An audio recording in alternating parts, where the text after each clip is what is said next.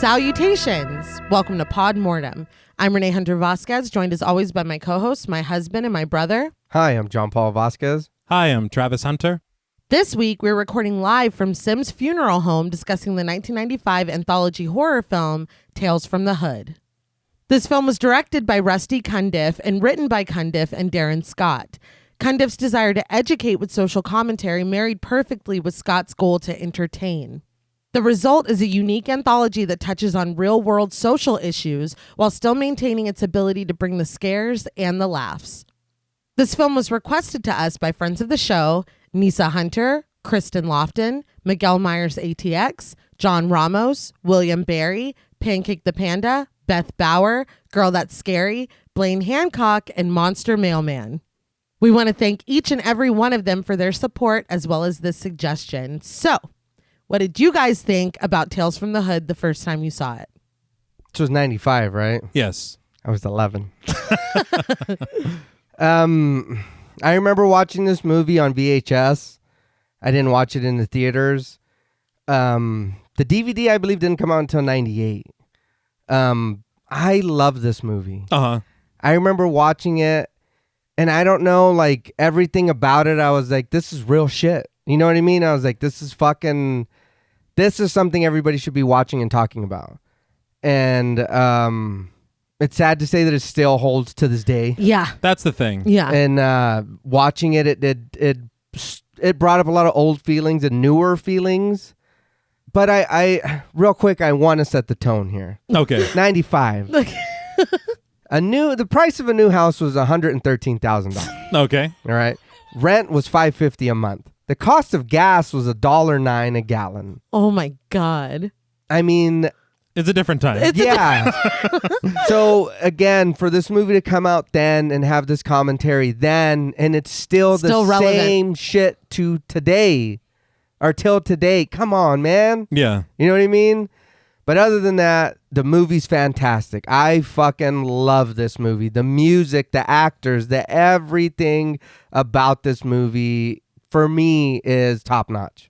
I think I watched this movie for the first time a few years ago. Mm-hmm. And I was, as JP said, I think shocked by how poignant it still is. Yeah. Because when I was thinking about it, I was like, this is 95, Rodney King, LA riots a few years previous. Mm-hmm. So you're like, this is probably going to be very much a time capsule of that feeling, of this, era in the culture. Mm-hmm. But no, it's still very much, very much. Almost more than ever. Yeah. It's kind of upsetting. I will say, I do love the theme. This is, for me, as far as anthologies go, I love when it's about comeuppance. Yeah. And that is so in tone with like the EC Comics idea of like either revenge or like you're going to get yours. Yeah. And so that's always good. I will say, personally for me, as much as I do enjoy this movie, it can be quite tonally jarring. Because 1 minute you're laughing and I think 1,000%. Yes. That's the thing for me is that we dip into these stories and you're like, well, that's the most like horrible social commentary I've ever seen in my life. And we come back and he's like, the shit. I'm like, oh, okay, I guess this guy's hilarious. The shit. Yeah. Yes. I was like, I guess I'm supposed to be. I don't know. I feel very weird. But then we dip back and it's like, oh, this is the worst thing I've ever seen in my entire life. Yeah. And he's like, oh, you want the shit? I was like, oh, okay. I guess we're back to Everything's fine again. Everything's campy and fun. So it's a little jarring for me from time to time. But I will say that of all the horror anthologies I've watched, I don't think I've ever been more uncomfortable than watching Tales from the Hood. Yeah. And I think that's the point. Yeah. Absolutely. And so it's very effective in that way. But at the same time, there are a few segments that I'm like, I could skip this the next time I watch it. It's very heavy. Yeah. And if you're not in the right headspace, it can, I'll say, I think I speak for all of us and anybody who has seen this, but particularly that last story. Yes. It is a lot of this. And like you said, T, and like I had said up top, they had the two people behind this had very different ideas on what they wanted out of this film. and Darren Scott wanted to be funny and scary and campy and entertaining, and Rusty Cundieff wanted to teach and wanted to address issues. Right. And we get both. This film, a lot of times, I would say most of the time, is a very successful marriage of both of those ideas. Right. But like you said, there are times where I'm like, how was I laughing at anything before? Yeah. Like how did I feel joy before this segment? Right. You know what I mean? Seriously. It's so it's so important. It's so heavy. It's extremely emotional. It is sad. It's devastating. But at the same time, you have Clarence Williams III, who is just, I mean, chewing every ounce of. He's incredible in this. Yes, He's the best. hilarious. They saved on craft services because he just ate. Yes. He just ate the scenery. Exactly. So it is like you said, a bit jarring at times because they're so drastic from what we're being shown from 1 minute to the next almost. And there's the one of the middle stories is very funny in a lot of ways, but when you really stop and think about what you're consuming, it's not funny at all. Yeah. And so you kind of have this like, what am I really laughing at here? What are we really laughing at here? It's very, it's not just your campy. This isn't Creepshow. You know what I mean? Right. And no disrespect to Creepshow. No. We grew up on Creepshow. We love Creepshow. But this is, you know, it's something else entirely. Right. And there are those one-liners and takeaways in this really unforgettable performance of Mr. Sims. Man. A really bonkers ending. You know, it's Now, we're going to have to talk about that ending. I love it. Yeah, no, me too. I was like, But we all right. we take Well, these we take these pit stops along the way into some very dark places. Right. But again, these are conversations that need to be had, Yes. and they're important to be had. And if this is the way to get this point across to an audience that maybe wouldn't be able to hear these things or see these sides or, you know, be receptive to it, it's masterful. It's really brilliant. But yeah, it is very you go through a lot of emotions Yeah. watching this. It's not I wouldn't call it an easy watch. Not at No. all. Again, that last one. Yeah. And what's surprising to me is that whenever I had never seen it before, Right. a lot of people sold it to me as a horror comedy. Yeah. And I'm like, after having seen it a few times now, I'm like, I don't think so. I mean, it is. It is, but it's not. Yeah. Like, that's the thing. It's all over the board. Like, Yeah. it's everything. I thought, because I mean, when you look at Creepshow, like everything is campy and like super fun. Right. It's like if their frame story was the creep and he's like, look, we all have a lot of fun in Creepsville. But I really need to talk. I really want to talk to you about something serious There's serious issues. that we need to address. And so you're like, oh, wait a minute. you know? Yeah. But I did kind of want to talk about the production. It was very interesting to me.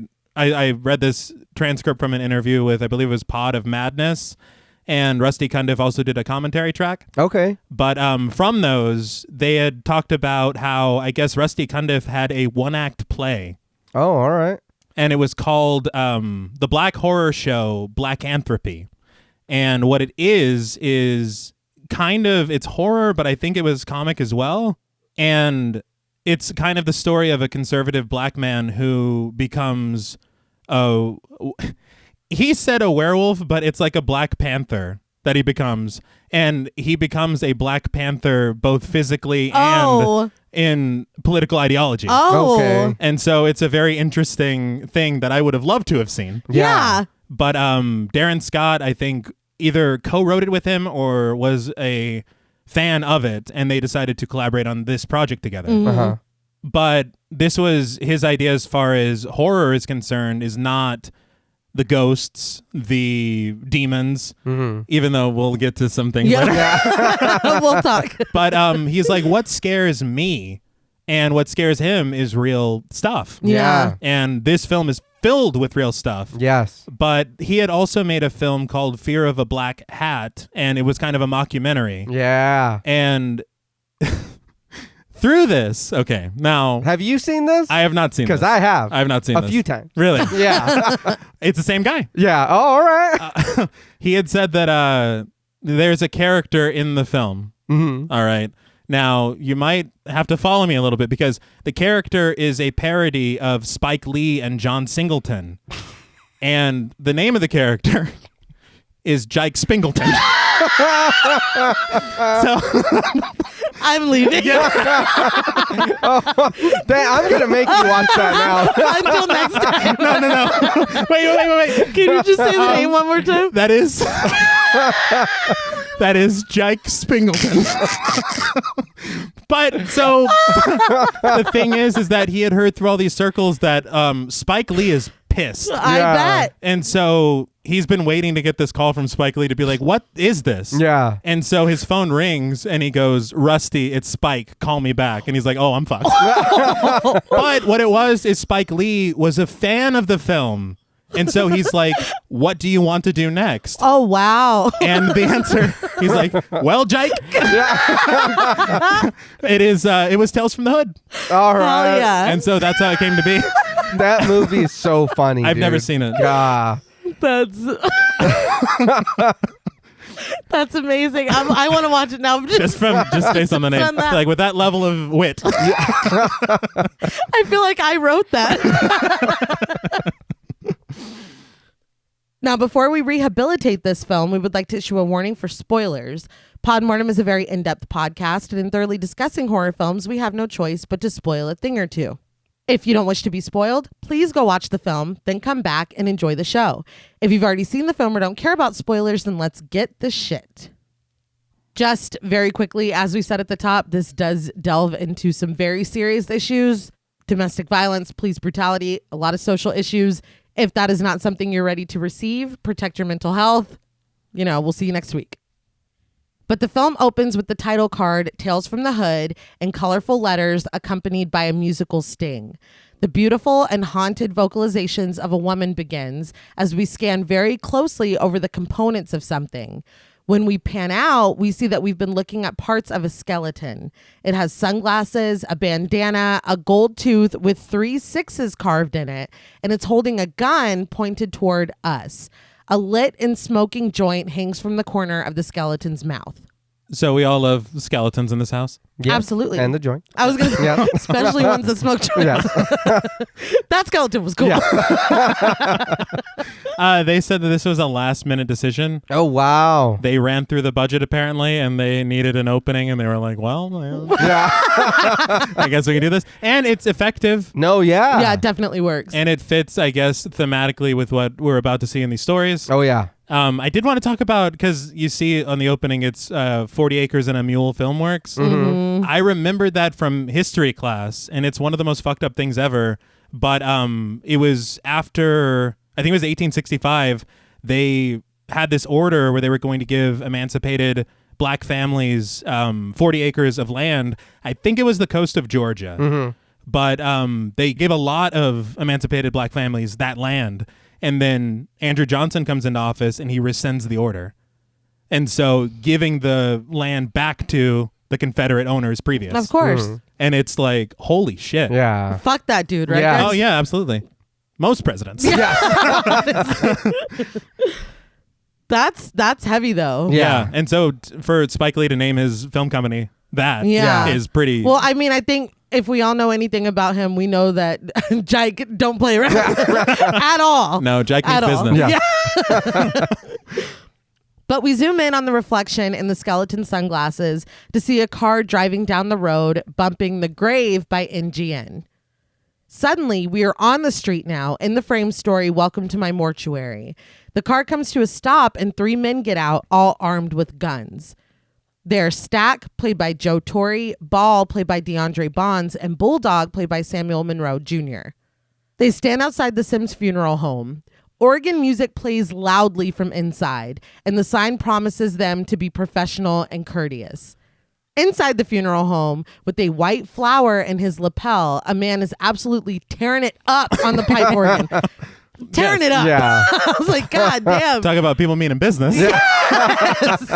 I did want to call out the score because the score in this film is fantastic. Oh, Yes. yeah. It was done by Christopher Young, who, if you recall, also did the music for Hellraiser. Hey, Oh. all right. And so there's a ton of moments, especially later on in some stories, where the sounds of certain strings, Yeah. it's like, holy shit. It's so good. Okay. Yeah. I did, when you had said how effective the opening with the skeleton is, Mm-hmm. I had watched the featurette on the Shout Factory Blu-ray for this, and Rusty Cundieff had said that this was kind of marketed as like a spoof.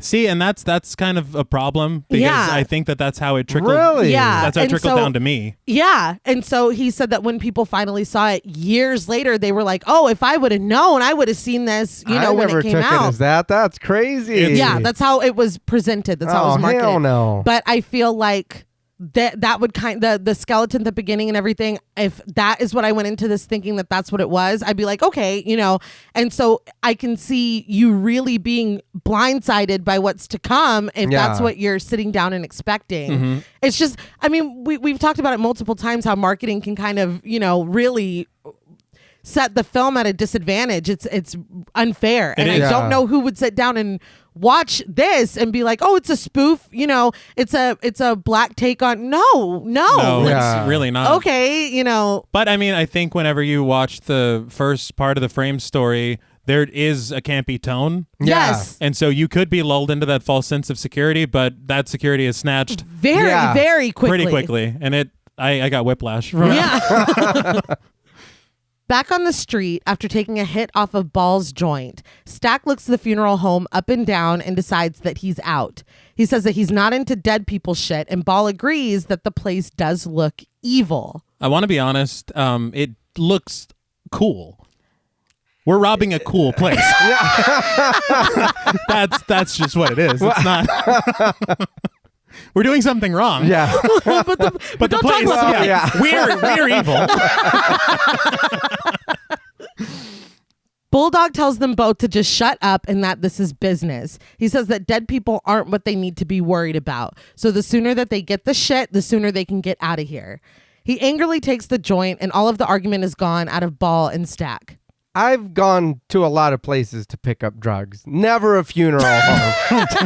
So I don't know what shit or what they're getting here, but The more this went on, and I realized that it was a matter of, I guess, because I thought they were just coming here to rob the place. That's what it looks like. And I'm like, oh, it's some kind of a deal here. Yeah. You've struck. But it's Yeah. still kind of It's muddy, like Yeah. as it goes along. Yeah. Of how this came to be. Who called who? That. before we get in, I did want to say real quick that I do want to talk about Samuel Monroe Jr. Yeah. He's been in a lot of stuff, and I've seen this dude work constantly. Bulldog? Yeah. He was in the Players Club. He was in Don't Be a Menace, Menace to Society, Set Damn. It Off. Like, he's been around for a while. A lot of these people in these movies have. And watching it again now, and it's like, man, I remember seeing a lot of these people do. A lot of them were in the same movies. They kind of, you know what I mean? Same thing. Everybody hangs out. You want to make movies with your Yeah. friends. Yeah. The people you trust, they're good actors, they're going to be there and show up on set and do what they got to do. But a lot of these people, I was like, damn, I remember them from this. Oh shit, I remember. Like, I love when I watch something from my childhood and then I remember, I'm like, man, I remember. You did other shit. Yeah, I was like, I remember why I like you. Yeah. But they follow Bulldog as he starts to walk up to the funeral home. They climb the stairs as the organ music continues, but when they get to the door, Stack proposes that he stay outside and keep lookout just in case something happens. Predictably, this pisses Bulldog off. After confirming that Stack has his gun, he tells him that if a dead person comes after him, just kill them. He starts toward the door again, but Stack stops him again. He asks how he's supposed to kill something that's already dead. That's like killing it twice. Ball pipes up that it's like refried beans. He says that he never understood why you would fry beans twice. Just fry them right the first time. Okay. So I love this. I was like, yeah. That made me laugh out loud. for me, I mean, Fry them right. It's fucking stupid. them saying they don't understand it, you don't try to understand a miracle. It's just You just they're accept delicious. Just take Eat it. Yeah. Eat it. Be Just eat it. grateful. I was laughing though because I'm like, is Stack actually afraid of zombies here? Is that what's happening? It kind of seems like Yeah. it. Okay. He's very uneasy. But Bulldog is over it. He tells them both to shut up so that they can get this over with and be done with it. They approach the door and Bulldog tells them one more time that there is nothing to be scared of before ringing the bell. Suddenly, someone appears at the door, scaring the shit out of them. Stack runs away, heading straight into a post and falling flat on the porch. It's very slapstick. It is. They said that they tried it with a stuntman and it looked okay, but when the actor did it himself, he did it better than the stuntman. Oh shit. All right. That's what's in the film. That's hilarious. But with a big smile, Mr. Sims, played by Clarence Williams III, tells them that he's been waiting for them. I just want to say off the rip that I don't think I've ever seen anyone have more fun with a role. No, I was gonna say the same. Okay.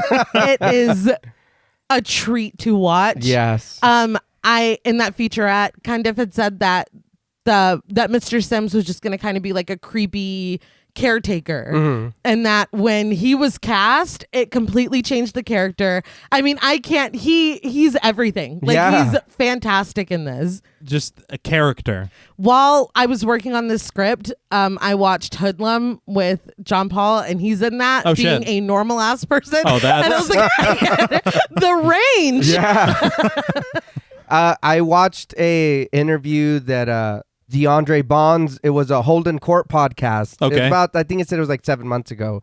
He said he was working, that when he got there, that he was like, man, he goes, working with Clarence Williams III, he goes, he's like the greatest. He goes, he helped, he talked to me, he was very nice to everybody. He goes, but when it was time to get on set and he got in character, he goes, he didn't talk to nobody. He was methodical. He was like, I learned a lot from this dude. He was like, watching the way he works and playing the role. He was like, and after he was like, he's great, right back to normal. Everybody was whatever. I love that though, Yeah. that he's able to like toggle in Yeah. between Yeah. and still be a nice guy. He didn't send anybody a rat or anything. So this is how you do it. Exactly. But inside, Mr. Sims dumps some ice into a silk cloth for Stack. With wide eyes, he offers him some iodine from the lab, and Stack snaps at him, saying that he doesn't want anything from this house of dead folks. I think that I mention the wide eyes quite frequently. If Mr. Sims is speaking, just assume that he's got Yeah. he's got wide eyes going on. Watching the performance, if I'm any one of these dudes, he is clearly terrifying. He's fucking with us. There's we something. need to go. Yes, they're so wrapped up in this deal. I'm like, you need to leave. This man is made of red Yeah. flags. The way he darts his eyes around, it's like you are cartoonishly planning something. Yeah. And his tone never sounds afraid. No. Oh So no! it's like, oh no. Even when Yeah. he should be, Yeah. or should be, you know, Yeah. Mm-mm. But Stack makes it a point to mention that he's not a baby. Mr. Sims agrees with this, but Ball doesn't. He says that Stack sure looked like a baby when that door swung open. Before the two can start to fight, Bulldog squashes it and tells them that they need to take care of business and get out of here. That's fucking fantastic. With the infighting. Yeah, It's that like, was so funny. Can we focus? Yeah. Hey, come on, man. He's got a concussion. Like, let's just He's scary. focus up. Can we please? As Mr. Sims starts to light a cigar, Bulldog asks him where the shit is.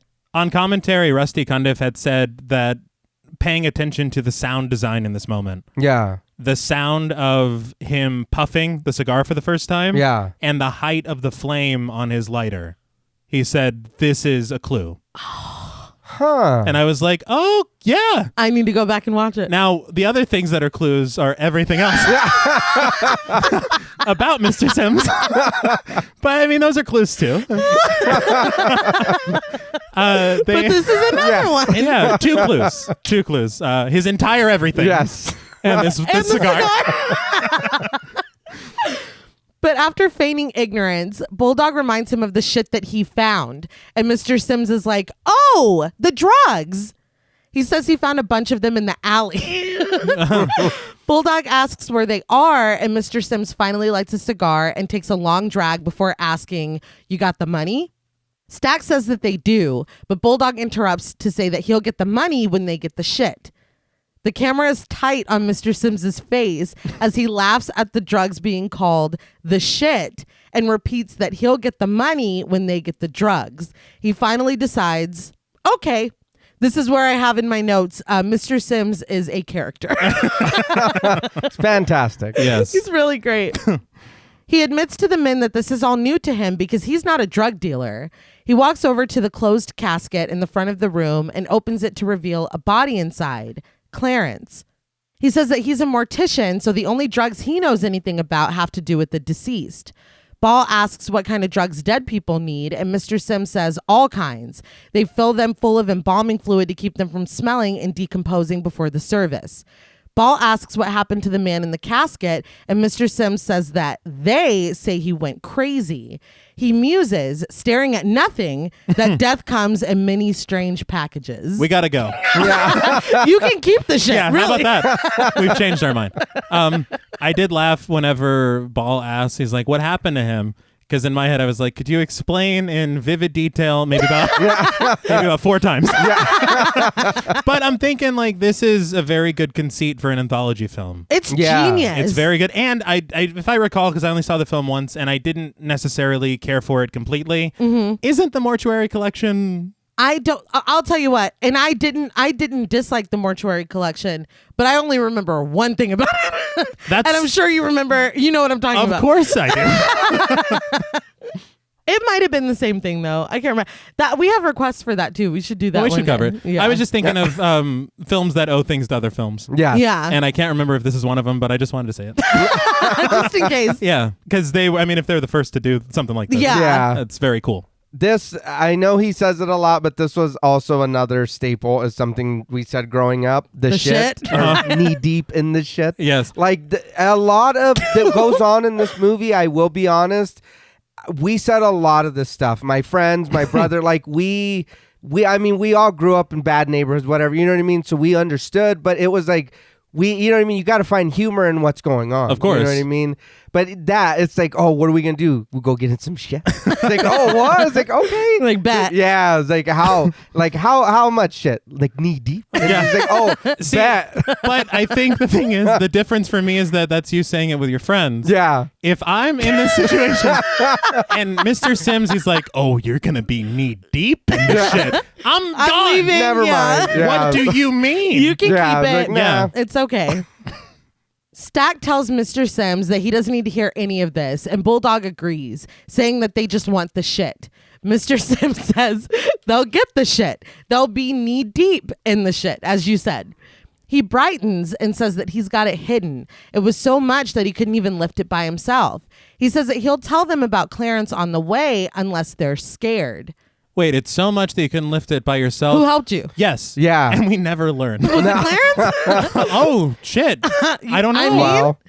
the men don't make a response, so Mr. Sims continues, again, wide-eyed. Yeah. He says that Clarence was hearing voices calling his name, voices from the dead.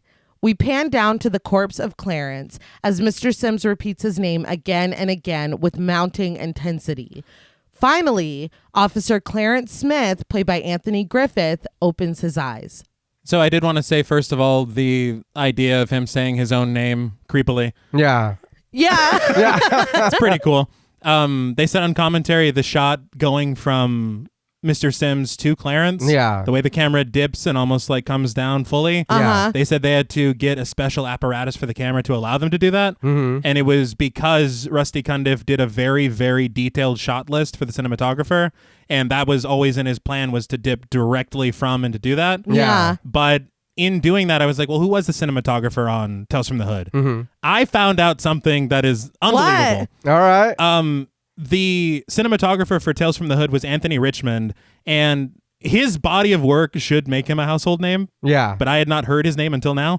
But just a few of his films, and then I have a thing that surprised the hell out of me. Okay. But he was a cinematographer for Don't Look Now, Candyman, Oh shit. The Sandlot, Hey. What? Legally Blonde. Okay. All right. So you see the variety. Yeah. But what surprised me, Get Back, the Beatles documentary Yeah. that Peter Jackson put together from all the old footage. Guess who shot that footage in 1969 of the Beatles? Really? Yes, for the documentary Let It Be. It was Anthony Richmond. Wow. shit. Yes. What a fucking career. What a Yeah. life. I was just like, no way. That's amazing. Yeah. Brilliant documentary, by Hell the way. Yeah, that's wild. Yeah. But we transition into the story Rogue Cop Revelation, where Clarence sits passenger in a squad car while his partner, Officer Newton Hauser, played by Michael Massey, drives. There is something I don't know much about Michael Massey, but the way he plays his character is like I feel like he's evil. Like he's frightening in his He is scary. delivery. Yeah. He's scary. And that hasn't happened yet. We don't know him yet. Yeah. But not to give anything away. But just wait. The lights flash as they come to a stop and get out of the car. Newton tells the rookie Clarence that this is a quiet neighborhood, but that doesn't mean you can slack off. The second you let your guard down, the shit hits the fan. Clarence understands, saying that he needs to stay alert at all times, and Newton commends him. He says that they need to check out what's up ahead. In front of them, past another squad car with flashing lights, is the car that they've pulled over.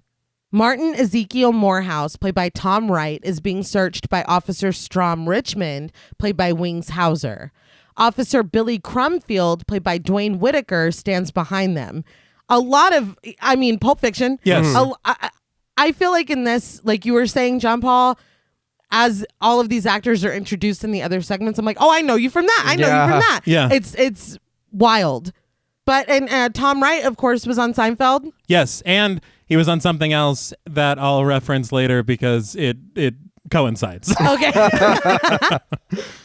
But when Martin says that they're going to lose their badges because they had no reason to pull him over, Billy promptly goes to the back of Martin's car and busts one of the taillights, giving them a reason. No.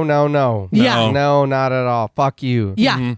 Strom laughs as he walks away from Martin and Billy takes his spot, hitting him in the back and telling him that he's not taking any more cops' badges.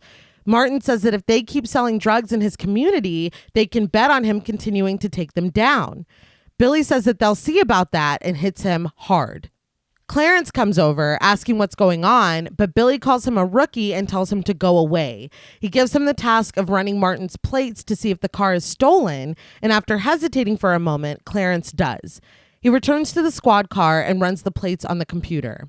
Strom takes his turn threatening Martin now, asking him if he likes ruining the lives of good cops. He starts to yell at him, but Martin calmly says that he has no problem with good cops. He only wants to see the lowlifes like Strom run out of the department. So I learned on commentary that Cundiff's father was a detective. Yes. And so he dealt with the idea of a certain code Yeah. and a certain culture Yeah. when he was a police officer. In the Right. force. Yes. And so that obviously trickles down to Rusty Cundieff and kind of informs, I think, the ideology of Morehouse Yeah. in that he's saying, and honestly, this fucking dude, Strom, they're literally selling drugs on the side Yeah. as police officers, and they're like, good cops, and like, Yeah. Shut the fuck that's up. bullshit. Yeah. on, Good dude. cop where? Yeah. Like, I don't see I him. don't, Yeah. I don't see one at all. That's the thing. And I know there's a large cop, whatever people are saying a lot of negative things. And I'm sure there is good cops, but you got to understand these bad cops is the same thing when you want to try to throw statistics around and be like, well, so many blacks and Latinos are in prison. Well, you're putting us there. Yeah. You're doing that because you want to fucking be a dick and plant evidence or whatever, or be an asshole. Do your job, dude. Just like when we go to work, we do our job like we're supposed to provide for our families and go home. Don't make it a status quo to fucking bother somebody because the color of their skin. That's bullshit. And it taints the ones who are there Yeah. trying to, Yeah. it's fucked up. And again, this is 1995. Yeah. Yeah. And this is a conversation that we are still having. Yes. But the thing about that, once again, removed only a few years from Rodney King Yeah. Yeah. with this. And so especially poignant at the time, incredibly poignant still. Yeah. But as I was watching this, I was like, there need to be, and I don't remember the full film, but there needs to be more Serpicos that are rooting out. Yeah. Yeah. Now, and I don't know anything about the real Serpico. He might have not been good. We're not talking about him. We're not talking about him. We're talking. We didn't do our homework on that. We're talking about Al Pacino. Yes. We need more Al Pacino. It's the key to everything, really. Yes. Strom slams Martin's head through the driver's side window, shattering it. Pushed to his limit and bleeding, Martin turns around and punches Strom in the face. So this window, Cundieff said that they hired a stunt team first, and they got the glass rigged. It was like ready to go, and they slammed the stuntman's head into it, and nothing happens except the stuntman hurting his fucking head. Oh, I no. bet. And so Cundieff said, we stopped working with that team because they were going to formulate. I don't know what word I'm looking for. Right. They, We're gonna do something. yeah, they were going to do some stunts later, and they did not do those stunts because of how bad that stunt went. Oh man, Somebody could get hurt. Yeah, exactly. Yeah, especially if like the stunts are escalating. You know, Yeah. as things goes on. That's And they concerning. are. And Yeah. so they got a new team in, and that's the breakaway glass. Good. All right. Yeah, because that's what it's supposed to be. Yeah. Strange Fruit by Billie Holiday plays as Billy takes this opportunity to beat Martin with his club. Again, I was having a great time laughing at Mr. Sims and his antics. Yes. And very quickly, the song Strange Fruit, hard to listen to. It is very emotional. Very emotional. I can't even talk. Yeah. Very fucking sad. And then to come here from where we were just at. Yeah. You know, especially if you think that you're sitting down to watch a fun, campy anthology, this is a hard left turn. Yeah, and Strange Fruit was a surprise. Yeah. And it made it perfect for what's happening. Yes. I remember looking at the lyrics. We studied them in college. If you have not heard that song or looked up the lyrics to it, you have to. Yeah. And Billie Holiday's version is very haunting. It's just just listen to it or read the lyrics. Either way, it's very important, very heartbreaking. But Clarence starts to get results on the plates, of course confirming that the car belongs to Martin, as Billy, Strom, and Newton all pass Martin back and forth, beating and strangling him. With a blinking highlight, the computer identifies Martin as a political agitator. That made me think of COINTELPRO, the FBI, where they basically their goal, and it's a line echoed in a song by Rage Against the Machine, but it's literally real. Like you can look it up, where they basically said through their work, it would be possible to pinpoint potential troublemakers and neutralize them. That was their plan. And so that's why, and you read about the FBI sending letters to MLK and trying to make him like unalive himself and stuff like that. Yeah. Like that's what this is born out of. Here's the thing, and we get into it more in another story, but that's the thing. When you have somebody with a strong enough voice to unite us, instead of having us infighting against each other, and we can see who really is oppressing us, they don't want that. Of course not. You know what I mean? But that's a whole other. I'm gonna try not to get too preachy with this one, but this movie makes it very hard. Yeah, it does. But Clarence thinks of Martin giving a speech promising to stop every crooked cop in the city from draining the life out of the community. Finally, as Strom strangles Martin to the ground, Clarence gets out of the car and runs over, asking what the hell they're doing. He goes to tend to Martin, and Newton tells Strom not to do this in front of the rookie. Clarence says that this is Martin Morehouse, and he can't believe that he didn't recognize him. He gets up and goes after Strom, demanding to know what the hell is wrong with him. Newton and Billy pull him away, but Clarence yells that Martin needs to be taken to a hospital. Strom taunts Clarence, asking if he wants some of him before ordering him back to the car. Newton doubles down, yelling at Clarence to go sit back in the car. Clarence does, and before Newton follows him, he tells Strom that he knows what he needs to do. I thought that Newton was going to kind of be this in-between, which if you're complicit at all, there is no in-between. But I thought he was going to be like, and I guess we do get that a little bit where he's wrestling and he kind of knows that we shouldn't be doing this or whatever, but he's going along with it. Yeah. But the fact that he's like, y'all know what no, you're in on like all three of y'all. And I think that they talked about it in the featurette where, I mean, Strom he's a fucking bully. Yeah. And even though, Billy and Newton might know that what they're doing is wrong, they're not going to stand up to him. It's really horrifying. Yeah. It is. I think a lot of people don't realize, or maybe need to take more to heart, that a lot of times complacency is complicity. Absolutely. Yeah. And so, and especially in situations like this, like, you can't. Yeah. But in the car, Clarence says that they need to report Strom and Billy. Newton stops the car and tells Clarence to listen. He harshly reminds him that he's a rookie, but Strom and Billy have been risking their lives on the street for years. He says that Martin went for their gun, and Clarence immediately clocks this as bullshit. Newton admits that they did go too far, but it could all have just been a mistake. He says that next time, though, it could be Clarence, so you don't roll over or rat out a fellow officer. I'd have broke his fucking neck. He grabs Clarence's chin to make him look into his face. I don't know. As he sternly tells him that you never, never break the code. Clarence wordlessly removes Newton's hand from his face. Fuck you, dude. How about that? In the other squad car, Billy drives as Martin lies unconscious, beaten and bloody in the back seat. He pulls up behind Strom driving Martin's car at a pier. They pull Martin out of the back of the squad car, waking him up. They have to half carry him to his own car and sit him down in the front seat. Drifting in and out of consciousness, Martin doesn't fight Strom when he presents a syringe and injects its contents into his arm. I do want to say on commentary, they said that this was a production assistant's arm, and they had I believe it was the medical staff of the film inject him with a saline solution. Okay. So that's a real needle going in. Oh, wow. Yeah. Okay. That's bold. Yeah. Strom tells Martin that he was right about one thing. Cops are dealing drugs in the 6th precinct, but he's never going to tell about it. Martin slowly slumps over onto his side, and Strom tells Billy to put him in the trunk before slipping the empty syringe into Martin's pocket. Billy drives the squad car out of the way, and they guide Martin's car off of the pier and into the water. They said that they had one shot to do this. Oh, man. Oh. And so they set up like 10 cameras. Yeah. Because they're like, we're going to get it somewhere. Yeah. And I mean, you don't think about that whenever you're watching a film, that you're like, when you think of a film's budget, we can't send a car off a pier 5 times. Yeah.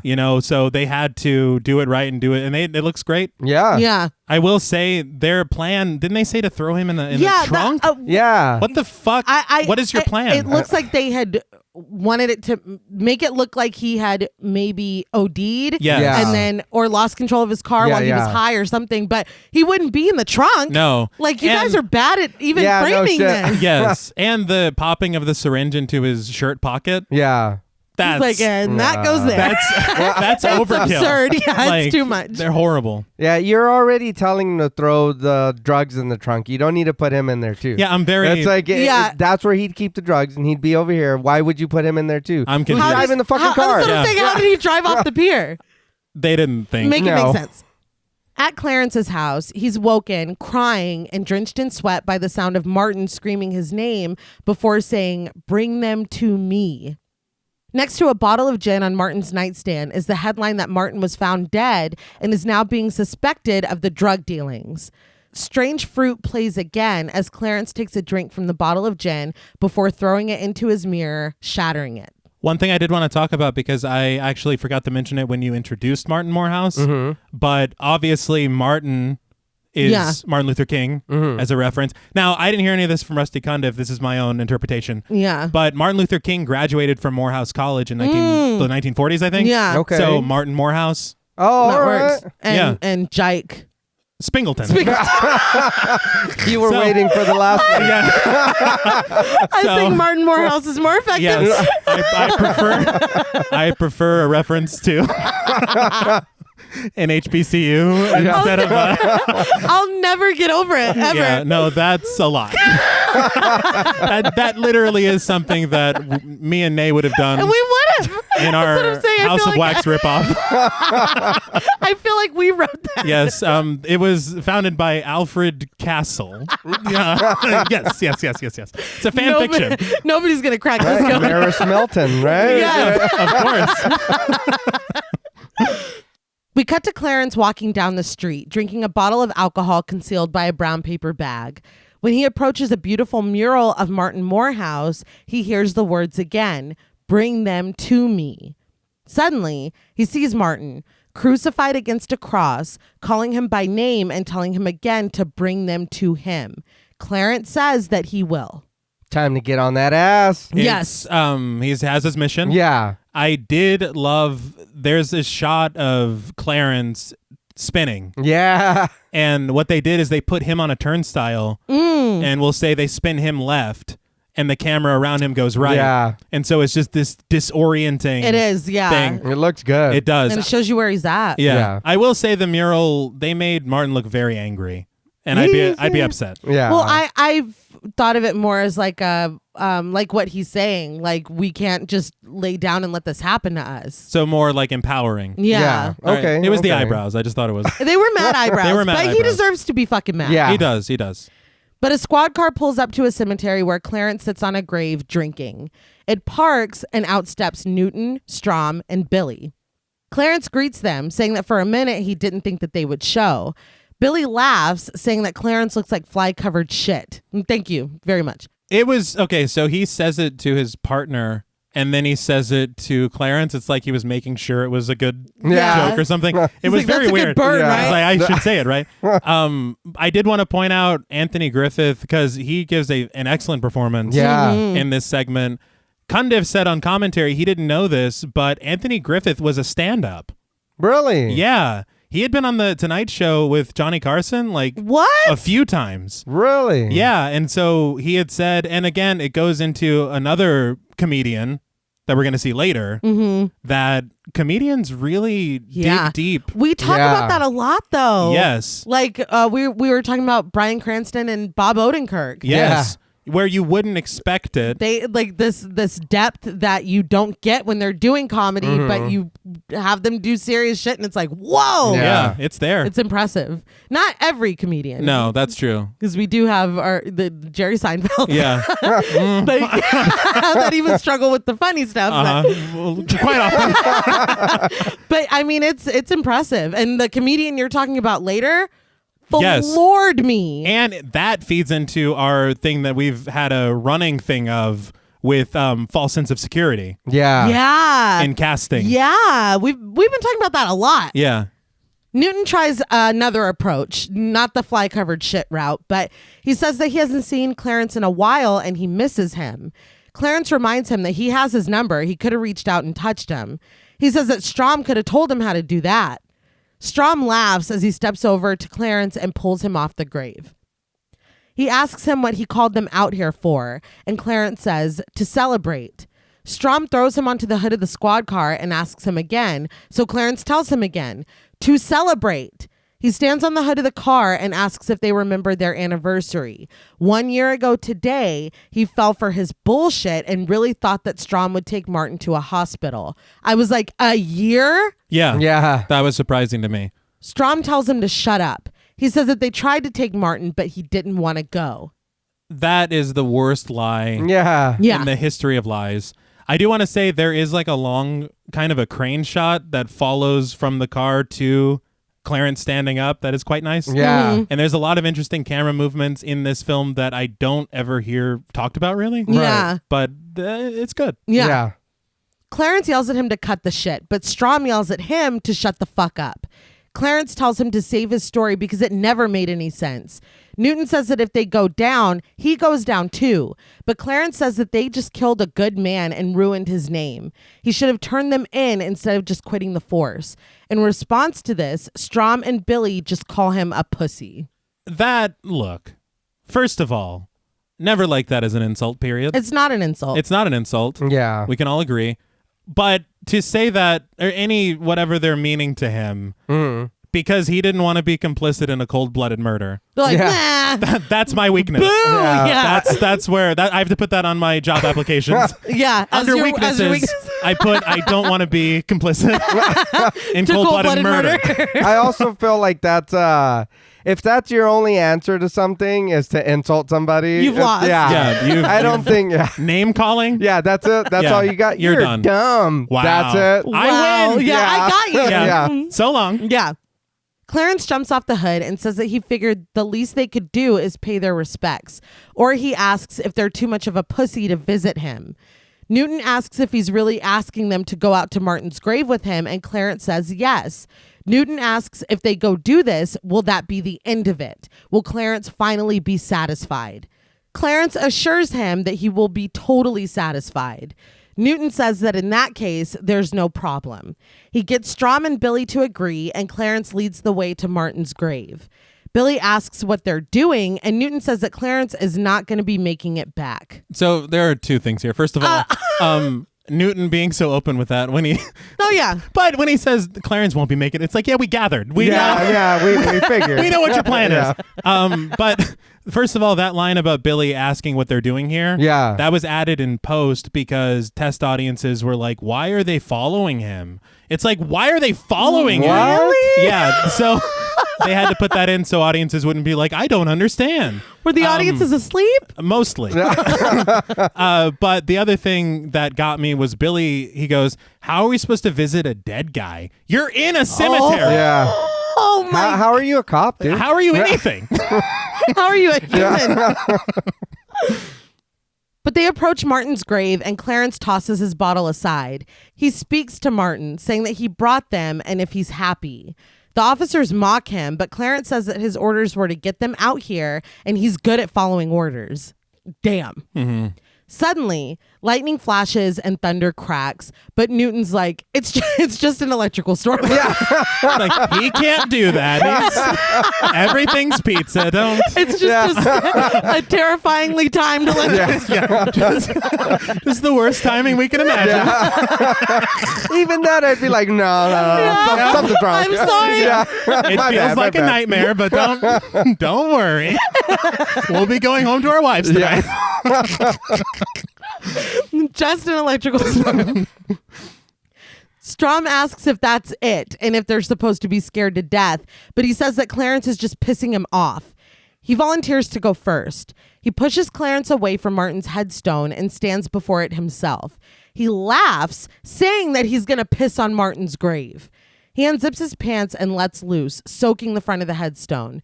Billy tells him that it's pretty cool. That's where... Well, he's like, oh, that's pretty cool, man. But but you don't need to say that. No. Just look, It that's goes back to that's that- a lot. Yes. It goes back to the bully thing. Yeah. Because even he's like, oh, that's too much. But he's like, well, cool, Strom. Like, you're wetting that thing or whatever. Yeah. What the fuck? Wet that thing. All right. Anyway. Interesting. Hey, JP. Anyway. But Why'd you turn away from me? Why? But yeah, that struck me as well. That even that, and that's the complicity thing. Yes. And it's very funny to me because as it continues, like they try to, it seemingly put a stop to it. Yeah. And Newton's like, if the man doesn't want to piss, he doesn't have to do it. But it just takes the turn, obviously. Yes. Yeah. But Newton does push him when he says that. Strom says that the grave is still pretty dry and invites Billy to come piss with him. Billy says that he already went before he came out here. Do you remember that episode of South Park when Cartman's like, and I don't even watch South Park anymore, but he's like, I don't need to fart anymore tonight. That's what it made me think of. Well, it's funny He's because like, oh, no, man, I already peed That's before we enough, got here. yeah. in all I don't have any fairness, pee in me. that's the smart way to live because he didn't know what they were doing out here. Yeah. So, always go before you go. Yes. No, it's a rule to live by. That's one life. It's the worst person you know made a good point. Yeah, it's like, I'll give you that Yeah. one. You should pee before you leave. But Strom pushes him toward the grave, ordering him to pee on it. Billy walks over to it, and Newton tells Strom to just leave him alone. Like, If the man doesn't Yeah. you don't make him go. There's nothing there. He's tapped out. But Billy says it's okay and makes his way over to the headstone, saying that this is as good a place as any to go. He takes a deep breath as he unzips his pants. Strom and Newton come up behind Clarence and both draw their guns, pointing them at his head. Suddenly, a hand reaches up from beneath the grave and grabs Billy's willy. Little decorum, I'd say. But That was decorum. okay. Give me a break. Give me my flowers. It could have been worse. Could have been a lot worse. I'll give you one flower. And it's a lily. I'll take it. A lily for Billy's a lily willy. for Billy's willy. He pulls him down, slamming Billy's head into the headstone repeatedly before dragging him down into the earth, leaving the ground undisturbed like nothing happened. That's what you get, you fucking dickhead. Absolutely. Yeah. Literal dickhead. Oh, come on now. See, that's the decorum. You didn't appreciate it when I gave it to you. taking your lily back. I'll never do it again. I did want to talk about that because they had said they filmed this in a real cemetery. Okay. And so they had to find a cemetery that would allow them to dig out a plot for this stunt. Yeah. Oh, all right. And the grass returning is obviously CG. Yeah. And Cundieff said that he would have preferred that they had done that better. Mm-hmm. But I mean, it looks as good as it can. Yeah, I was going to Yeah. say, I think it looks fine. I don't Yeah. think that was the focal point of what just happened. No, Yeah. not at all. No shit. And I will say as well, this scene made me realize how funny it is when ghouls like put their hand through the dirt, Yeah. because that means every ghoul that you've seen do this has escaped their coffin. Yeah, no, they And Beatrix is kid out their way Yeah, out. and it's just waiting. They're like, when he pulls that dick out, it's done. We can stop with all the body parts. But all I'm trying to say is that ghouls are funny. Yeah. And they work for what they want. Yes, Yep. they plan ahead. That's Right. the takeaway. That's the other lesson we can learn. Plan ahead and pee before you go. Pee before you leave. Strom unloads his weapon on the headstone until Newton stops him, telling him that this isn't the time to panic. If this isn't the time Yeah. to panic, Yeah. there is no time to panic. And can I ask why you're It's unloading just an electrical storm. on the headstone? Yeah. Yeah, Electrical that's not, storm. that's not even where he was came out grabbed. of. Yeah. And what? Come on, dude.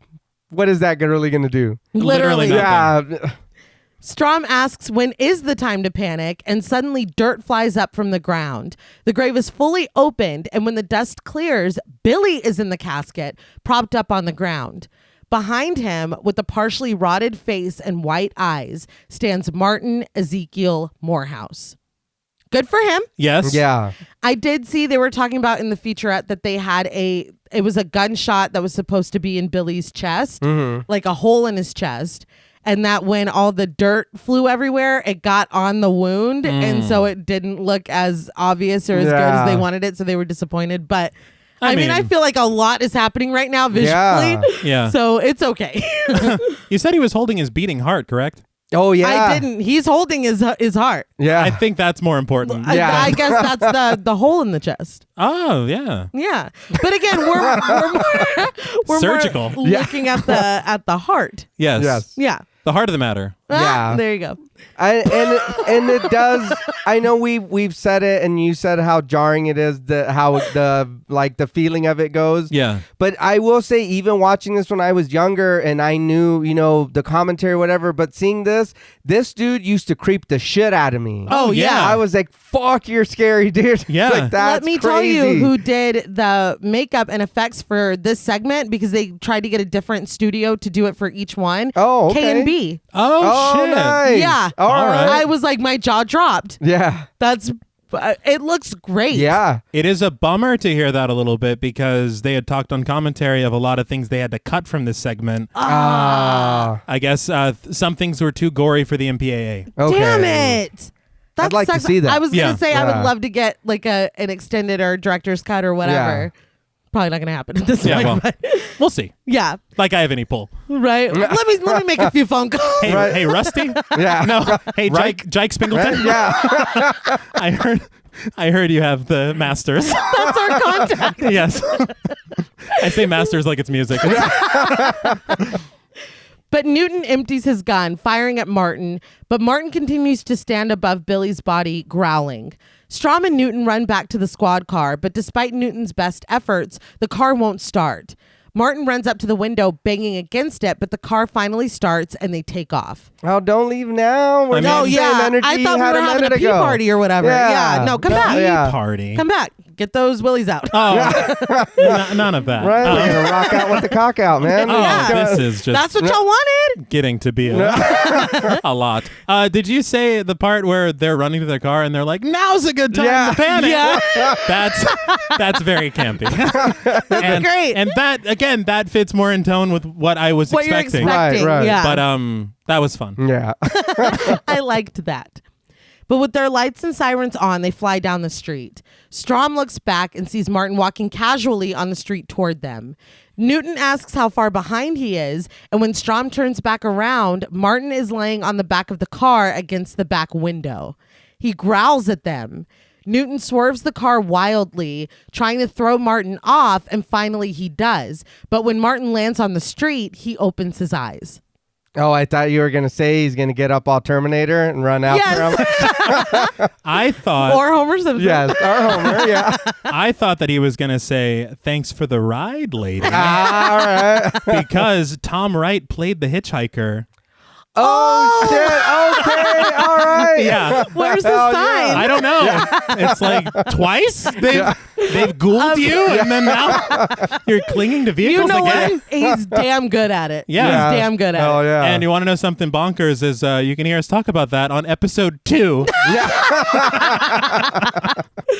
160 episodes ago. Oh my God. We're so old.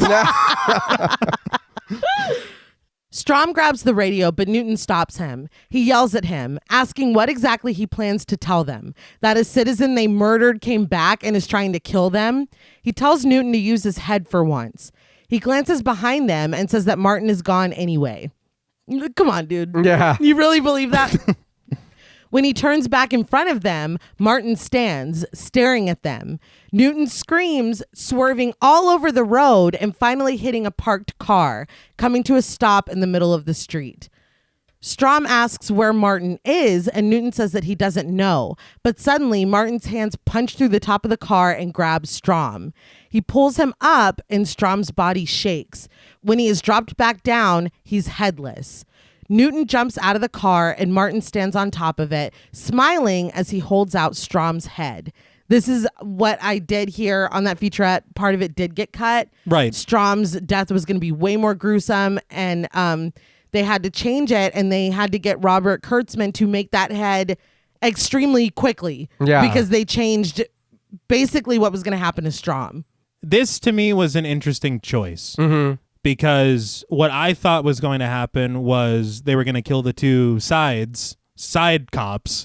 Yeah. And then the biggest Yeah. thing was going to be reserved for Strom. Yeah. Yeah. Because Strom, no. Yeah. No. But you know what? Thinking about it that way, Strom is the like head of it, Uh-huh. But I feel like Newton, because he tried to play that, oh, I'm a nice guy, I'm just a cop, like we're supposed to protect each other, blah, blah, blah. You don't Yeah. break the code. He's almost worse. Yeah. Because Strom is just fucking evil. Newton Yeah. knows better, but is choosing to participate and be complicit, as we've been saying. Yeah. I've seen this so much. When this happened, I was just rip his fucking head off. Yeah, I was just like, waiting for it. yeah, then I'll tear his arms off. I will say that's another thing. The names of every character seem to have some kind of meaning. Yeah. When you look at Clarence, Mm-hmm. Strom. Yeah. I mean, Cundieff has really improved since the days of Jake Spingleton. The days of Jake Spingleton sounds like a coming of age drama. And I would watch it. I feel like Laura Linney in Primal Fear. I cannot get used to this name. I just want to hear it over and over. But Martin points at Newton and says, "Now you." Newton takes out his gun and shoots his car until it bursts into flames, and he hears Martin's ghostly scream. I think the car was about to explode anyway. Yeah. Because I I was like, is this GTA? That was my note. I was like, so this is GTA logic. If you just shoot at the car long enough, it's just- gonna Yeah, it's explode. going to burst into flames. See the little health bar going away. It's like, almost. Shit.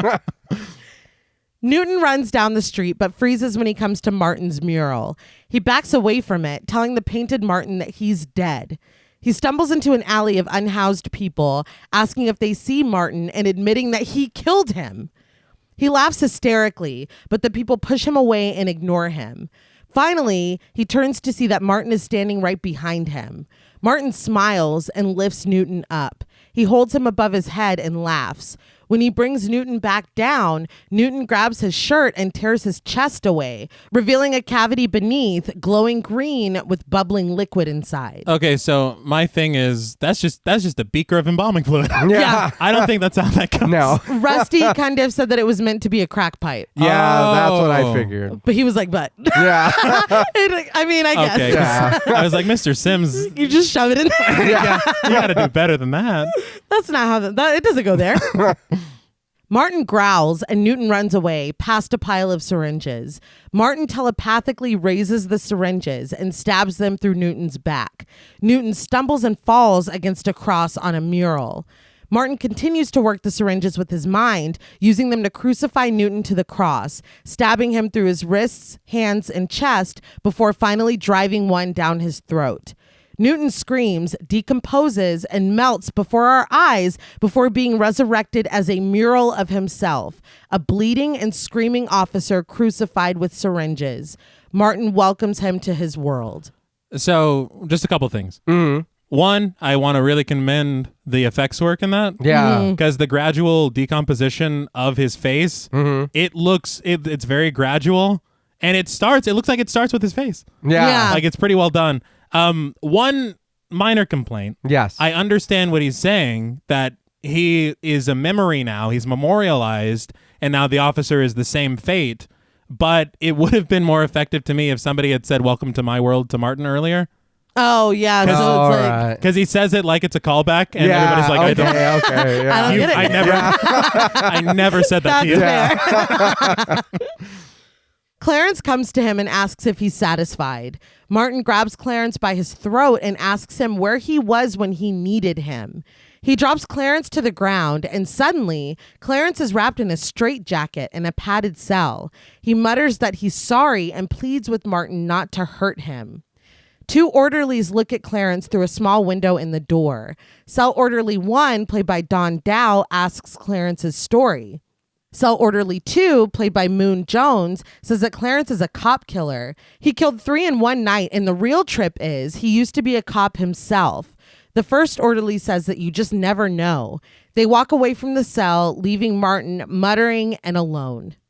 I want to say, first of all, brilliant match cut Yeah. of dropping him and then finding him in the cell. But they had said that the shot through the bars that came through to find the orderlies there, they said there were more takes of that shot than any shot in the film. Wow. They said the idea of it was obviously just to follow with one fluid motion. Yeah. But they were either knocking the door, knocking the camera, Damn. and it took forever. But it's a very effective moment. It is. And it's nice as well for, I guess, everybody to get their comeuppance in a way. Yeah. Well, Cundieff had said that people had asked, like, Clarence didn't participate. Like, why was he being punished?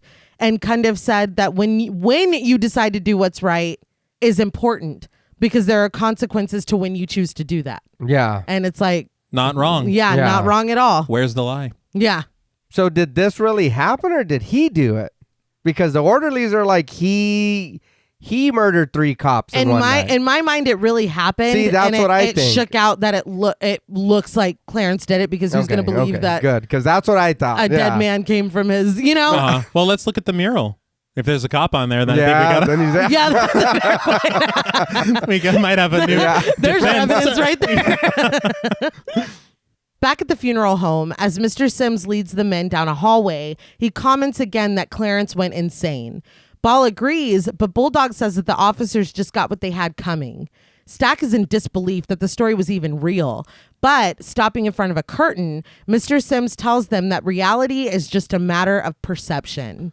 He dramatically pulls a cord and the curtains open, kind of revealing them to be back where they started in front of a closed casket. I don't know if this is another room, but it looks exactly the same. And they're like, Yeah. And Mr. Sims continues that reality and perception are a cornucopia of clashing, divergent ideas. Very cool. Yes. Ball, Stack, and Bulldog are all uncomfortable as they listen and follow Mr. Sims up to the casket. Mr. Sims opens it, and all 3 men react in shock, asking what happened to him. Stack asks if they can just get the shit and go. Yeah. But Mr. Sims tells him no. They're going to want to hear about this one because it's a classic case of what is and isn't real in the mind of a boy named Walter. He repeats Walter's name as we segue into a little boy's bedroom. I just want to say very quickly, they're very, very, very about this deal. Yeah. Because for me personally, if he were to tell me this story over the body of Clarence, that he's like, no, it was Morehouse's ghost. Yeah. That's terrifying. Yeah. And I don't need to be here anymore. No. And can you stop showing us bodies? Yes. So that's where I'm at. Yeah. We didn't sign up for a tour. No. This wasn't like... No, and now you're moving rooms in ways that I can't quite understand. I'm ready to leave. I want to go. It's not worth Yes. the shit, as we've said. Let us out. Real quick before we move on, I want to talk about DeAndre Bonds. He's been in a lot of stuff too. He was in Gangster Squad, Dope, The Wood, Father Stew with Mark Wahlberg. Yeah. Really? Of course. Yeah. Like I said, and he's another guy that I've seen, you know what I mean, off and on. And it's like, man, these guys, even if they're playing like little side parts or whatever, Yeah. they're still steady and stuff. Just constantly there. One thing you love is seeing character actors just pop up. Yeah. Like we were just talking about Dwayne Whitaker. Yeah. Yeah. There's somebody that pops up in the last segment again. Yeah. And we're like, it's just so cool. Yeah. But as we segue into the bedroom, that begins the segment, Boys Do Get Bruised. Walter Johnson, played by Brandon Hammond, sits up in his bed and scans the room with his flashlight. When his light hits a doorknob, a ferocious growling starts on the other side of the door. Walter looks fearful as the growling intensifies and the door handle twists back and forth. There's a very great match cut with this doorknob. Mm-hmm. Yeah. It's just, it's great. Yeah. We match cut to the doorknob of a classroom as the bell rings and Walter steps inside, followed by Richard Garvey, played by Rusty Cundieff. Yeah. He introduces Walter to the rest of the class and they reply flatly in unison, greeting him. The way they say hello, Walter. Yeah. Yeah. It's like they're gonna be kicking my ass. Yeah. Like Can I 5 transfer minutes. schools already? I did read, or no, I heard on the commentary, Cundieff said if he, in retrospect, had thought about it, he wouldn't have cast himself in this role. Yeah. He said that he had so much difficulty trying to coordinate everything else going on. Oh, I wow. bet. And I guess he appeared in a role in his previous film, Right. but in this one, he said that he had no rehearsal time. In the featurette, he talked about the inspiration for this segment. It was something that happened to him as a child, and we can talk about it at the end because I don't want to spoil anything. But in my mind, me being me, I'm like, I bet he cast himself in this role to compensate for the way he felt when he was a kid. Okay. All right. And so that's why, to me, I was like, wow, that's very deep that is the role that he played in this film. But we'll talk about that when we get to it. Okay. Was there a reason they had to just jump into it, or? Well, he was spending so much time with preparation for other things, especially some of the special effects that we'll see in this segment, that whenever everybody else was doing these rehearsals, he was preoccupied. Okay. And so he kind of just had to show up. But I think he does a good job. Yeah. And on the cool. as the director and the writer, you know what you want from the character. Yeah. So Yeah. I mean, you know. I'm me. True. Yeah. Yeah. We immediately cut to recess where the kids form a circle and taunt Walter. So what y'all said. Of course. They push him around, calling him a punk, before one kid, Ty, played by Chris Edwards, pushes him to the ground and starts beating him up. The other kids crowd around and cheer until Richard runs over and breaks up the fight, telling everyone to get back to class. I do want to say Richard's hair is very cool. It's great. Yeah. It makes me think of mine now. Yeah. That's not like a, You like your hair. I like There's my nothing hair. wrong with that. I feel good about me. Good. Is he the only teacher there? Yeah, everybody Yeah. else is Yeah, just they're- letting it happen. If those kids wanted to beat his ass, they could have jumped him. Like, where's the other I teachers? don't know. The other teachers are like, I got $5 Yeah. in. they're- On Walter. Oh, why'd you stop it? What are you? Yeah. Bet on the underdog. He grabs Walter and Ty, telling Ty that he must really like detention before leading them both inside. In the nurse's office, Nurse Parchman, played by Takia Crystal Kima, gives Walter an ice pack for his head. Richard comes in to check on him, and she says Walter has a thick head and he'll be fine, but she is concerned about his black eye. Richard asks if Ty hit him in the eye, and Walter quietly shakes his head. The nurse says that it's not a fresh bruise. She can tell by the coloring that it's a couple days old. Richard confirms with Walter again that it wasn't Ty that did it and asks who did. He asks if it was one of the other boys, and Walter just looks down. Richard comes over and sits next to him and gently asks if someone at home did this to him. When he asks if it was Walter's mother, he shakes his head. He asks if it was his father, and Walter tells him that his father is dead. Richard apologizes and says that if Walter could just tell him and Nurse Parchman, it'll be their little secret.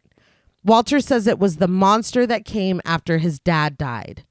Richard and Nurse Parchman exchange a look, and Richard tells Walter that if he ever wants to talk about what really happened, he'll be here to listen.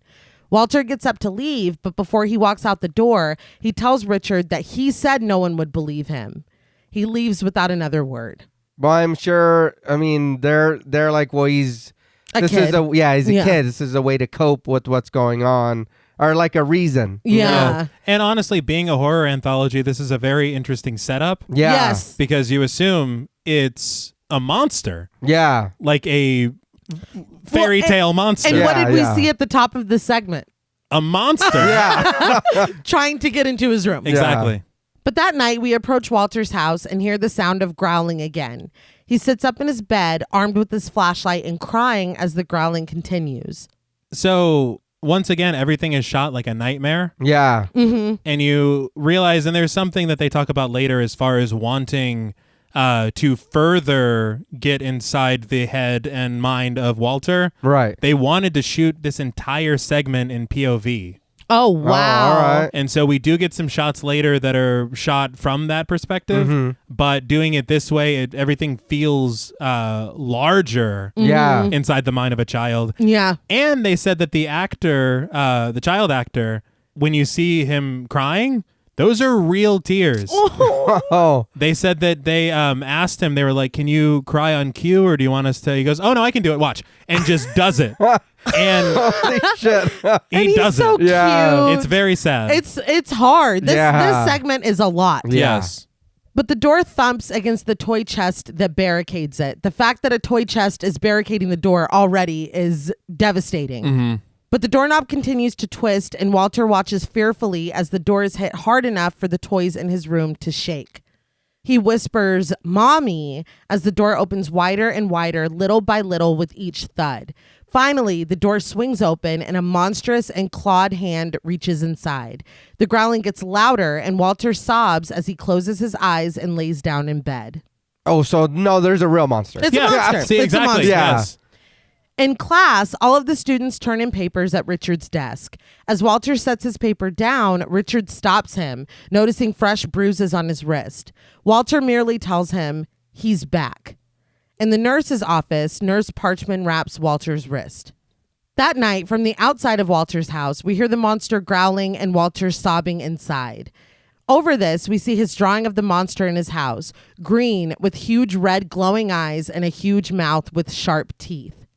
Back at school, while the other kids are at recess, Walter sits at his desk drawing. The picture he drew of the monster sits there.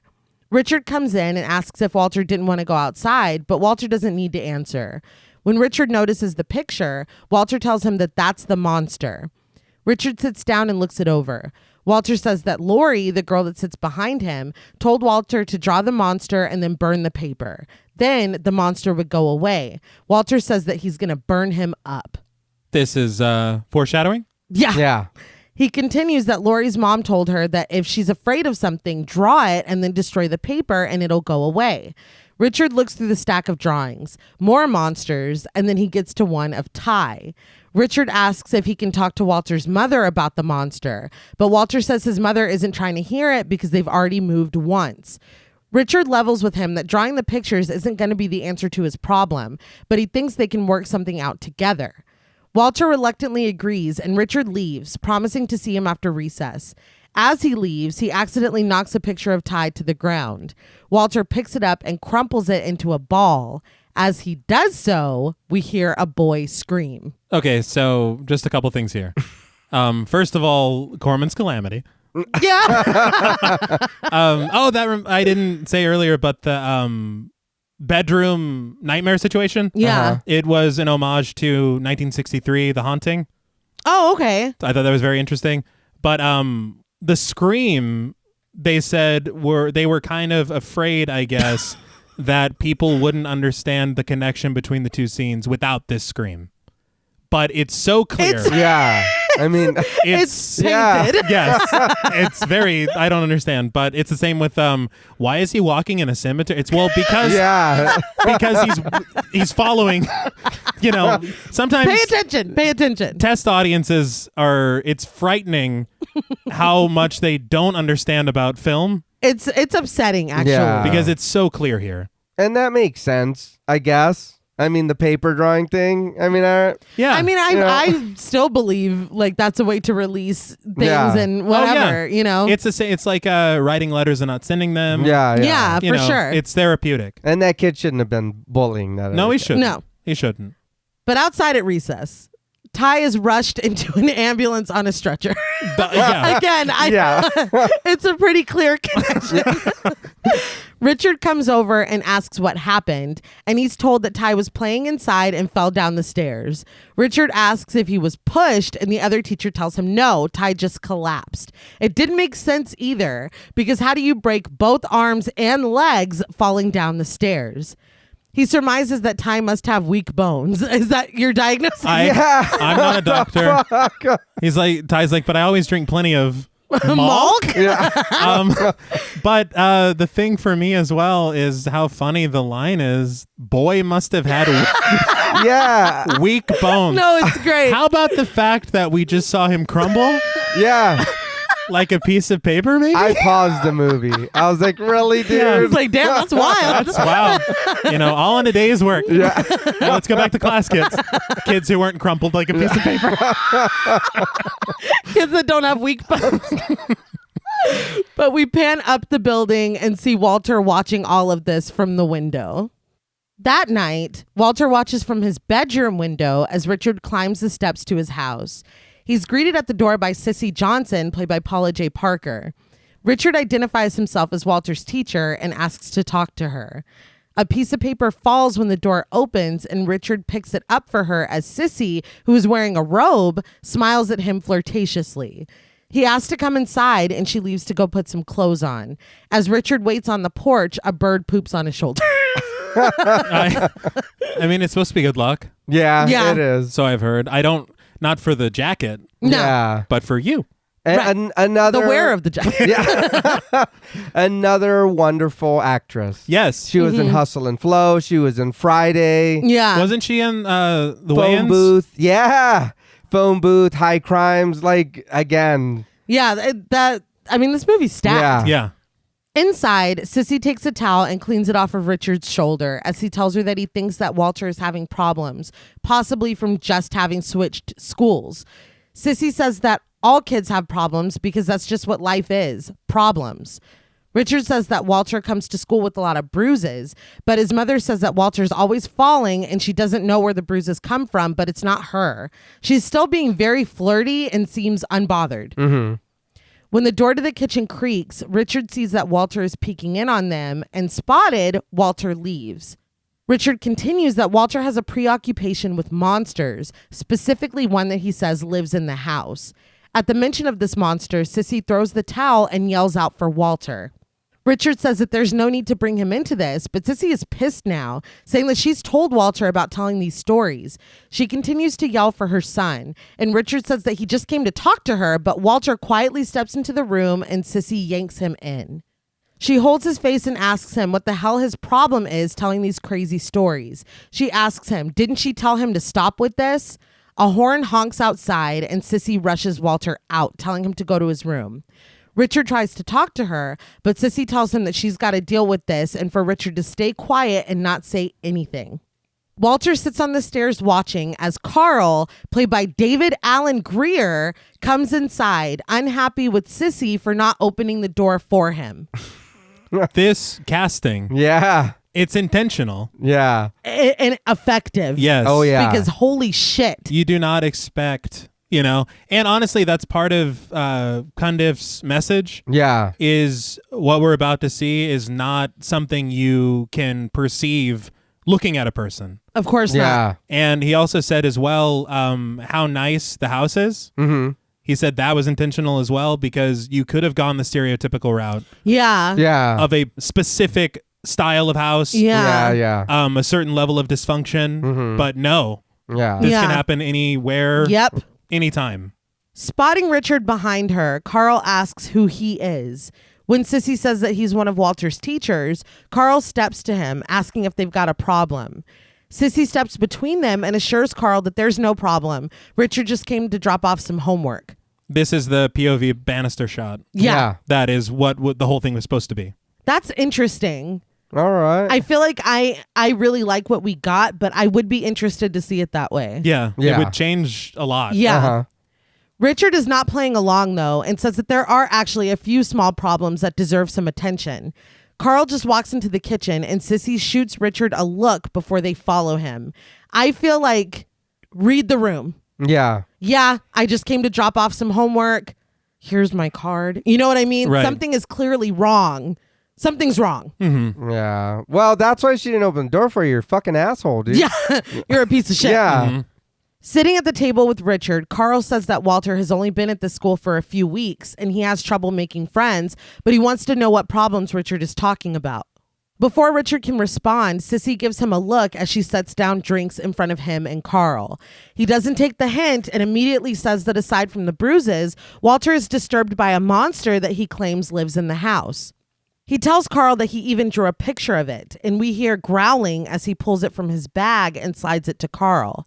Carl puts on his glasses to inspect the picture as Richard continues that Walter is convinced that he needs to kill the monster. He says that Walter really believes this. Sissy looks uneasy as Carl firmly tells Richard that he will talk to Walter. Richard is unsatisfied with this, but Carl just tells Sissy to show Richard the door. Finally taking the hint, Richard grabs his bag and follows Sissy into the living room. Alone at the table, Carl rolls up his sleeves and looks at the picture. Sissy takes Richard to the door and snaps at Walter to go to his room when she sees him still sitting on the stairs. Richard tries to talk to her, but she cuts him off and just tells him to go. He does, and Walter watches him from his window as Richard gets into his car. The door thuds behind him as it opens and the monster's shadow falls upon him. In a growling voice, the monster asks if he likes to draw fucked up pictures of people. But when we finally see what is casting this horrific shadow, it's Carl. I will say this reveal was brilliant Yeah. because it takes it from something that we thought at the beginning was probably supernatural. Yeah. Is not at all. Yeah. And it goes into what Cundiff said about the real world being scarier than ghosts and Yeah. all that. I did want to talk about the way they cast this shadow because they had an entire elaborate idea. They built a whole monster suit and everything. Oh, wow. And then the second they get the shadow to cast, it's just a blob against the wall. No. Wow. Yeah. And so that plan didn't work at all. And so they changed course. And it's really just, you had said you had heard on the featurette. Yeah. They had said that it was a polyfoam casting of something that we see later. Okay. That David Alan Grier is just holding up over his face. And then when they changed the angle to do the reveal, he's just tossed it to the side. Yeah. And it worked. It does. Yeah. I know this is a bad time or whatever, but it's very funny the way he says, you like to draw fucked up pictures of people. This was something me and my brother used to say to each other. And not necessarily when we were mad at each other, but like, you know what I mean? It was like, oh, okay, whatever, dude. That sentence is hilarious. Yeah. I bet it's like you get, and then it's like, Oh, fuck. yeah, Like, it's like, oh, nothing will man, be funny yeah. ever again. Because I'm in my notes, and when we're talking about the fucked up pictures and everything, I'm like, the picture wasn't that bad. He gave you abs, kind of. Yeah, you're kind of ripped. I'd be like, thank you. Yeah. So what if I'm green? I have. And I'm in the best shape of my life. yeah, and this is the jarring thing I'm talking about with the tonal shifts. Yeah. Because we're and then the second it goes from here, Yeah. there is nothing, No. No. Even remote. Yeah. and so it gives you your heart. It's hard. Yeah. Yeah. It's hard. And this is about to get really rough. Yes. Walter sinks down on the floor, frozen with fear, and when Sissy comes in and tries to stop Carl, he hits her in the face repeatedly as Walter watches. Outside, Richard goes to start his car, but he hesitates. Inside, Carl takes his belt off and beats Sissy in front of Walter, saying that he's going to teach them both respect. Cundieff had said that this belt was made of foam. Obviously, it didn't hurt Paula J. Parker at all. But Cundieff said when they originally shot this, it went on for so long. It was incredibly long. Yeah. And the audience says that they showed it to, he's talking shit as he's hitting her, and they're laughing at David Alan Grier. And then the laughing tapers off, and then everyone is just sitting in silence. Like, it was that long that we're being forced to kind of suffer through this with her and with Walter. And he was told to shorten it. I honestly think what we have is hard enough to watch. Yeah, he thinks that it loses the gravity of what he had envisioned, because he said it went on for a very, very long time. I can understand his vision, but also it's I got the point. Yeah. You get the point, and I didn't find it particularly funny Not at when all. he's beating No. her, but No. you know, and I'm a nervous laughter, definitely. Yeah. But this was like, and then the kids, right? I Yeah. mean, it's very fucked up. Yeah. But he said that was the reaction, that they laughed, and then the laughing slowly stopped, and then everyone is just sitting silently staring at this. And I mean, again, like you said, I get the intention, and I get the point, and I think the gravity is still conveyed. It's still here. Yeah. Walter buries his head in his hands as he sobs, but Richard can hear Sissy screaming outside. When he looks up at the window, he can clearly see the silhouette of Carl abusing her. Walter runs down the stairs, but Carl is close on his tail, and Sissy is right behind him. Richard sprints up the stairs to the house and bangs on the door, but Carl has already caught Walter and holds him by his ear in the kitchen. He brandishes the drawing at Walter, yelling at him for drawing a picture to make him look like a monster. We see the word monster is tattooed on his arm. That, I think, even Cundieff said on commentary, he's like, It's maybe too much. Yeah. Maybe we shouldn't have done that. No, we get it. Understand. Yeah, we get it. There's no Yeah. need for this tattoo. Well, the way I looked at it was that's where he got it from. But the little boy. Yeah. I get that. I just feel like his behavior is more than enough. No, yeah, but I mean, like I said, if that's, you know what I mean? There's Yeah. a monster that lives there. Well, that's him. You know Yeah. what I mean? I guess. It's like, But but why are you I mad? mean, Because you put that on That's your arm. yeah. Also true. I don't know. I don't know. But Carl's voice distorts into a growl, and he knocks Walter to the ground. Sissy lets Richard inside as Carl attacks Walter in the kitchen. Richard comes in and tries to swing at Carl, but he misses, and Carl quickly gains the upper hand. Sissy comes in screaming, and Walter hides beneath the table as the fight continues. Finally, Carl knocks Richard down against the stove and kicks him in the face. He overturns the table that Walter hides beneath, knocking his monster portrait onto the ground. He attacks Sissy again when she tries to keep him from Walter, but she comes back at him with a pan. He takes it from her, but in the moment he is distracted from Walter, Walter spots the monster drawing. He picks up the paper, and just as Carl raises his arm to hit Sissy with the pan, Walter folds the paper over the arm. Carl's arm distorts unnaturally, and his leg does the same when Walter folds the paper again. He finally crumples it, and Carl's body pretzels into itself, and he collapses on the floor, screaming. In the featurette, they mentioned that Screaming Mad George did the effects, and that when we see what Carl has been reduced to on the floor, I mean, this is multiple people's bodies. This is like a false floor with one person's arm sticking up, one person's leg sticking up, Oh, wow. David Alan Grier's head sticking Yeah, up. I yeah. mean, it is wild to look at. Yeah. They had talked about on commentary that when his arm bends, Yeah. the audience just cheers every time. Well, Yeah, hell well, yeah. yeah. It's fantastic to see, again, comeuppance. Yeah. Yes. They did talk about that like 4-foot floor they built Yeah. to fit everything, and it's just like you don't think about all that needs to be done to accomplish what we see on film Yeah. sometimes, and it's just remarkable. And Cundieff had talked about he wanted to make a comment about man's evil versus supernatural's evil, and said that in this film, the real evil is man and the supernatural intervention is redemption. Right. And having that in mind, it's like, Yeah. Yeah. Yeah. I mean, and that's a theme throughout. Yeah. I enjoyed when he twisted the paper and he fucking spun him around. Yeah. I was like, that's what you get, fucker. It is what he gets. He had to be put down, man. He was out of control. He was. And now, one thing I do want to say is that Richard is probably like, Walter killed that boy. Yeah. And I can't You're tell putting anyone. You're putting the pieces together. Yeah. Richard blinks in disbelief as he watches this, but Walter keeps destroying the paper until Carl is nothing but a jumble of limbs with his head in the middle. He promises Sissy that this isn't over, but Walter tosses the paper on the ground and Sissy says that she thinks it is, as she stomps down on it and blood sprays her. Carl goes quiet, finally vanquished. Sissy comforts her son and asks Richard what they should do because no one is going to believe them. Richard tells her not to worry because no one is going to find out anything. In all honesty, all you had to say, I believe, officer, he had weak bones. Yeah. Apparently, that's a And, common diagnosis in this town. Open and shut case.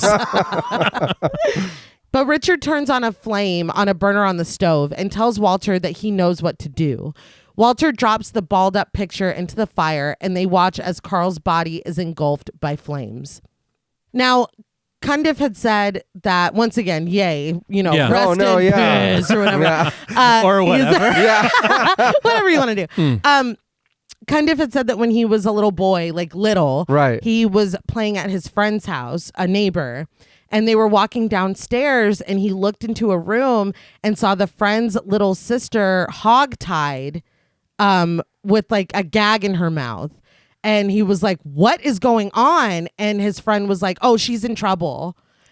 Yeah. And so he went home and told his dad, the detective, and his dad said, I can't say nothing about that white family. He's like, I can't say nothing about them. And so it went unreported. Jesus. And so that's why, in my Christ. mind, him casting himself as the guy that comes in and saves this little boy from the monster, I wonder if that was something of redemption for him to act that out. Right. But maybe I'm applying too much to it. But No. yeah, I mean, that's fucking crazy. That's a nightmare. That's horrible. That's traumatizing to everyone involved.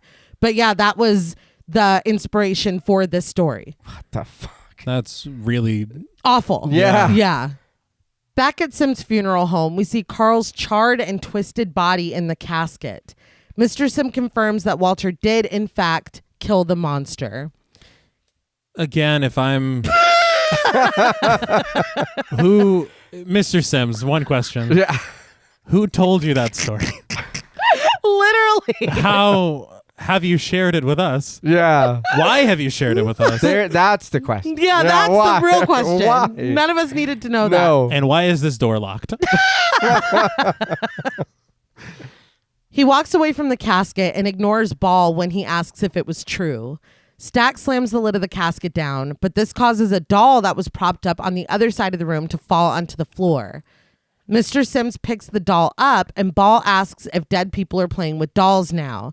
He says that they are, but this doll is a way station for lost souls. And the dog goes, ha-ha, because it looks like Will Smith. Really? Did it not? I mean, it kind of did.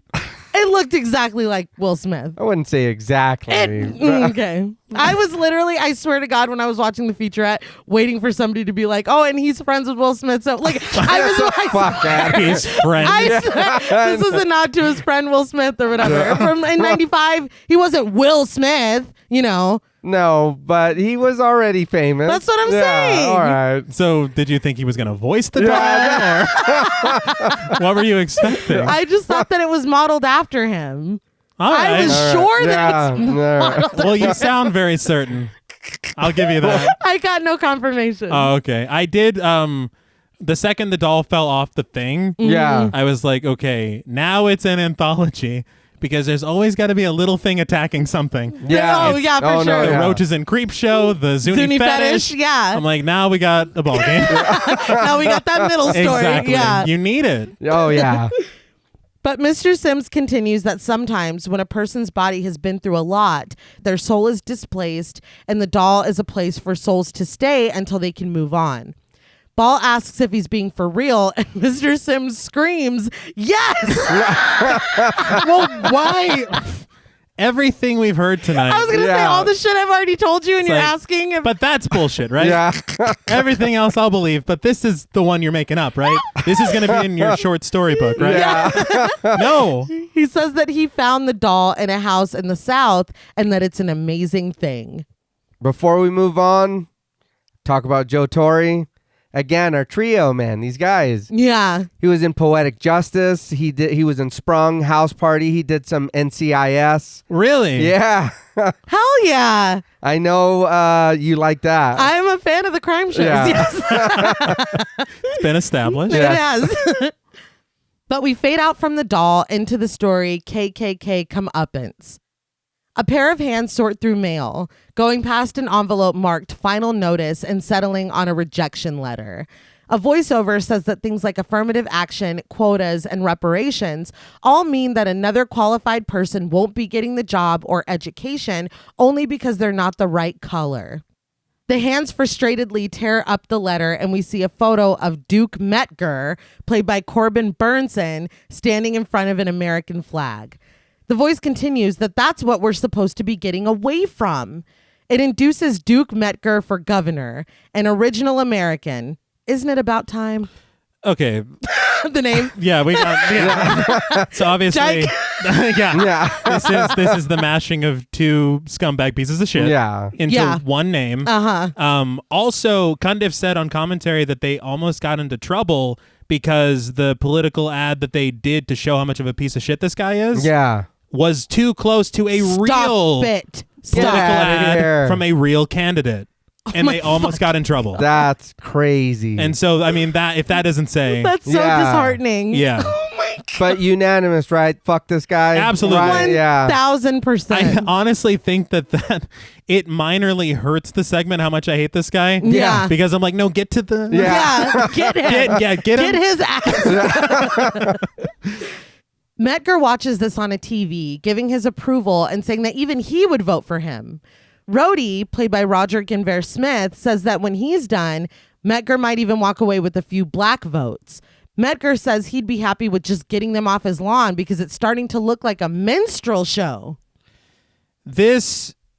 Every line out of this motherfucker's mouth. I was appalled. This entire segment, yeah. I was pretty appalled. It's, yeah. And I got to tell you, at the beginning of this, I thought that Rhodey was going to play a certain role, and he does not. No, it's not. Just hold on.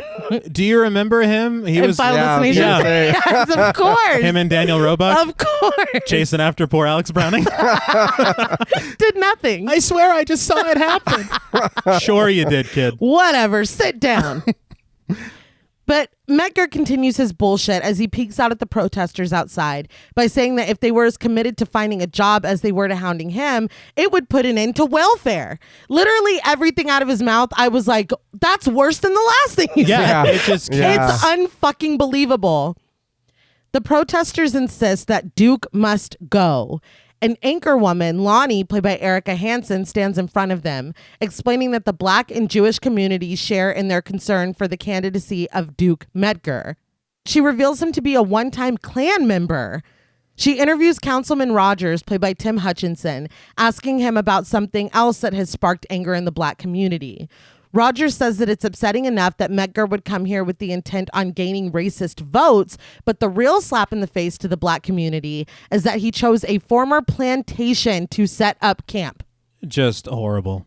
Lonnie asks if there's anything that can be done, but before Rogers can answer, Eli, played by Art Evans, runs over.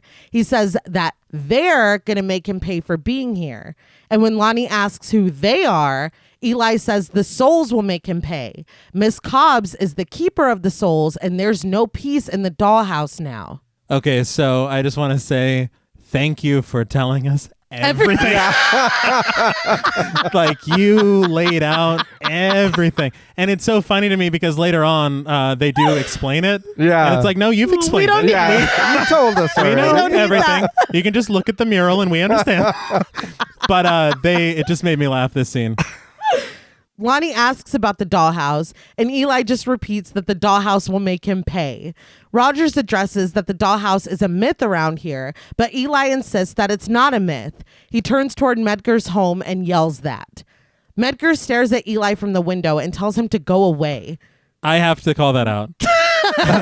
Because he says, "Go away, old man," who I can't hear Yeah. and can barely see through from this far away window. That lawn is sprawling. Yeah. He didn't see any of that shit. Well, look, you were warned, fuckface, all right? Yeah. So, Honestly, whatever. whether you heard it or not, you Yeah. You were have been told. warned. Whatever happens, happens. Yes. Rhodey asks why he's so worked up about the house, and so they did hear him. So Yeah. It's like we put microphones in the fence. We want to know what's going on. But Medgar explains that after the Civil War, Nathan Wilkes owned this house. Wilkes was upset that his slaves were going to go free, so when they tried to leave, he snapped and massacred them. He describes lynchings and burnings, citing a tree outside that had 12 bodies hanging from it. He laments that Wilkes was buried in a common grave on the hill. He says that people think the souls never rested.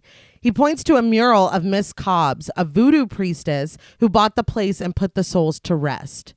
In the mural, Miss Cobbs sits with the doll from the Sims funeral home in her lap and a bunch of dolls surrounding her. Rhodey asks what they are, and Medgar identifies that they're dolls that Miss Cobbs transferred the souls of the slaves into. He says the word is that they remain in the house to this day. Rhodey asks if Medgar has ever seen them, but Medgar says that he searched every inch of the house in hopes of finding the dolls and selling them, but he never found even one. He says that people feel that the house should remain empty in remembrance to what happened to let the souls rest. He likens it to an old Nazi camp, but he says that he personally feels like it adds to the Southern charm of the house. I think to me, knowing the history of it Yeah. and still... But you know what? There are certain people, and I say this as a person that lives in the South, when people say Southern, you know what the fuck they mean. Oh, of and course. that's Yeah. that's that shit. And I don't like it. No. Rhodey rightfully tells Medgar that he's a sick fuck, and Medgar admits that perhaps he is, but he reminds Rhodey that he makes $10,000 a week as his image maker, and it's his job to change that and soften his hard edges. It's Rhodey's job to make him a respectable man of the people, and they both chuckle that he's got his work cut out for him. And it sucks because I was like, why are you working for him? Yeah. And then you hear $10,000 a week and you're like, why are you working for him? Yeah. That's still not worth. Yeah. No, fuck Well, that's no. why I'm Yeah. like, I'm sure I know who Rhodey's going to be. Yeah. Yeah. What this is going to become. Nope. But yeah, hold please. He says that the first thing they'll work on is his defensive media skills. He tells Medgar that when he gets in front of the cameras, he's always got to expect the unexpected. Before he can finish his thought, he turns as if he's been interrupted and looks at the mural of Miss Cobbs. He remarks to Medgar that the mural is kind of creepy, but Medgar throws his arm over him and vows to have the whole thing painted over after the election. Rhodey reminds him that he's got to win the election first. Medgar leaves the room, but the smile drops from Rhodey's face as he looks up again at the mural of Miss Cobbs and her dolls. You know you're doing wrong. Yep. Yeah. You know that's why you And feel she's that way. looking at Yeah. him like, are you fucking serious? Yeah. And I do have to say, they talked about it on the commentary. Mm-hmm. The perspective shot from the mural looking down on them. Yeah. That's a bit prescient as well. Yeah. Because it's like, I see you. Yeah. And you're about to hear about it. Uh-huh. And I did want to shout out Tracy Singleton because Cundieff said that she was the official art director of the film. Oh, wow. And she painted this mural. Wow. Oh, nice. But we pan down to the floor as Rhodey walks out of the room, and we see that underneath the floorboards is the doll that Mr. Sims had at the funeral home. It made me think of The Simpsons when they did Yeah. that. The All the like gags. layers. Yeah. There's always something under their house. Yeah. But practicing his skills in front of the camera, Rhodey films as Medgar says that he has a lot to offer all of the constituents, not only the white ones. They were talking about the set because you see all the pillars and everything. Yeah. It was just funny the way that Cundieff described it. He goes, all those pillars are made of foam. They couldn't hold up an ant. And I was like, that's very interesting. One ant. And so, I mean, it's just built. They just crumble. Yeah. Ooh, But is that one ant? Yeah. But they're convincing. Yeah, they are. That didn't stick out Yeah. to me. Not at all. It's a very good production design. Yeah. But Rhodey asks if that means that voters shouldn't be concerned with his past affiliation with the KKK. Medgar says that we all have a past. Rhodey stops him right there. He says that Medgar is coming off way too defensive, like he has something to hide. He hands the camera over to Medgar and tells him to watch him.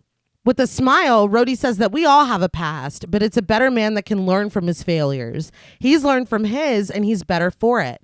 Medgar asks, what about the house? Rhodey says that it's unfair to judge him or anyone else for the deeds of their ancestors. He has quite a few of his own deeds to account for. He laughs, and Medgar asks if he's afraid of the dolls or ghosts. With a smile, Rhodey says that the only spooks he's afraid of are the ones with guns. I hate all of this. Yeah. And Rhodey is a piece of shit as well. Oh no, yeah, I'd punch him in the mouth. It's really upsetting. Yeah. And I will say that I see why Rhodey is not the candidate, because he comes off as a psychopath whenever he is on camera. it's terrifying. No, it's like Dennis Reynolds. It's horrifying. He's like, oh my God. Medgar laughs hard at this, too fucking hard at this, and says that he's going to use that. But Rhodey cautions him that if he wants to get elected, no, he won't. He says that he's just been hanging around Medgar too long and says that they need to practice a real response to that. Medgar raises the camera again, and Rhodey says that he's not concerned with scary stories. He's concerned with American values. They've been pacing the second floor hallway as they practice, and as Rhodey says this, he backs up against the stairs. I was like, this is he's about to death becomes her. Yeah. Hurry up, you wimp. But he loses his balance and goes tumbling down. And for just a moment, we see that doll sitting on the floor by the top staircase. Rhodey hits his head hard on the wall on his way down, leaving a smear of blood. We immediately cut to Rhodey's funeral. Yes. Yeah. Where the priest, played by John A. Cundieff, Rusty Cundiff's dad, prays over the casket. I was like, oh. Yeah. I did write a joke I think JP would like. I said that Roger Guenveur Smith spent about as much time playing Rhodes as Terrence Howard did. I do appreciate it. Thank you. That one goes out to you. But I was so shocked. Yeah. Well, hey, look at you now. Yeah, You should have known better, dude. Come on. They also said Cundiff's father, he was only supposed to say one line. He was only supposed to say ashes to ashes. Yeah. But he wrote an entire... and that's what he's saying here. Oh, I love that. Right. But in attendance is Medgar, who looks sorrowful. The second the funeral is over, he is accosted by reporters who ask if Rhodey's death happened under unusual circumstances. Medgar denies all of this, saying that it was just an unfortunate accident. He is asked if it would help his position with the black community if he would leave Wilkes Manor and just live somewhere else. But Medgar maintains that it's unfair to judge him or anyone else by the misdeeds of their ancestors. Besides, he's got many of his own misdeeds to account for. I thought of Rhodes as like Force Ghost, just smiling, nodding off camera. You're doing great. Good. Exactly, yeah, just rubbing his hands together. He's asked if he's afraid of the ghosts, and Medgar starts, well, the only spooks I'm afraid of. And then he pauses before remembering where the fuck he is and finishes, are you spooky reporters? I gasped. Right. Shut your mouth. I was like, are you? I just can't. I'm this whole segment. I'm clutching my pearls. I'm in disbelief. Do you want to know what's bonkers to me now is thinking of how mask off politicians have become now. Yeah. He probably would have just said it. Yeah. Yeah. And then people would be like, he says what we're all thinking. Yeah. Until he gets hit with the camera, motherfucker. And Yeah, then seriously. his complexion and Our his camera. Yeah. his complexion and his hair did remind me of someone, and we were Yes. like, this is a bit Stupid ahead shirt. of his time. I honestly, the entire time, especially during the daylight scenes, I was like, what the fuck is going on Yeah. with his hair? Yeah. And you didn't know yet. Yeah. That's again when we talk about how the film is It's so too relevant. it's unbelievable. They had no idea. But he rushes away from them. Before he can get into his limo, though, Eli stops him. He tells him that he should be scared because the souls don't want him there. He says that Medgar needs to leave or he'll end up like Rhodey, or worse. Medgar says he has no intentions of leaving, so he hopes that he and the house can just get along. He then addresses the crowd. Can't we all just get along? He is. I hate him. Yeah. I fucking hate him so much. I will say that this is the only time that he could have appropriately said, "Go away, old man," Yeah. because he actually heard him, and he's right in front of him. That's it. Yeah. But I love that Eli is, you need to leave. Yeah. Yeah, seriously. You do. Yeah. Yes. Really do. Meme aside, you need to leave. Yeah. He gets into the limo and Eli continues to yell that the souls don't want him there and they want reparations. In the limo, as they pull away from Eli and the rest of the reporters and spectators, Medgar notices the doll sitting on the floor. He picks it up and angrily tells the driver to stop. He asks who was let into the limo, but the limo driver, played by Bobby McGee, angrily tells him that he let no one inside. Medgar tosses the doll out the window and the limo drives off. You were just warned, dude. Yeah. Yep. Shouldn't have done that. Dude, nobody could have put that in there. Don't you realize Yeah. what's going on? Yeah. You were just told. Yes. Explicitly, you Yeah. were told. Have you never seen an anthology horror film? Back at Wilkes Manor, Medgar watches the recording he took of Rhodey before he died. As Rhodey tumbles down the stairs, Medgar lowers the camera and you can clearly see the doll sitting on the landing by the stairs. Now, you can clearly see the doll, but then there is a hilarious, Oh my God. blurry, grainy ass zoom. No, that was Duke's vision. I think so. It's like, Metzger, enhance the picture. I laughed so fucking hard at that zoom Oh my because it was so God. unnecessary. Yeah, The doll is right there. Yeah, we see And him. we saw it when it happened in real life. Yeah, it is clear as day. Medgar pauses the footage and, zooms in on the doll, disbelieving. Thunder rumbles outside as Medgar asks out loud, "What the fuck?" It's just an electrical storm. Yeah. It's fine. fine. Yeah. I placed the doll there. I just didn't remember. He looks at the mural of Miss Cobbs and notices that the doll that she had in her lap is missing.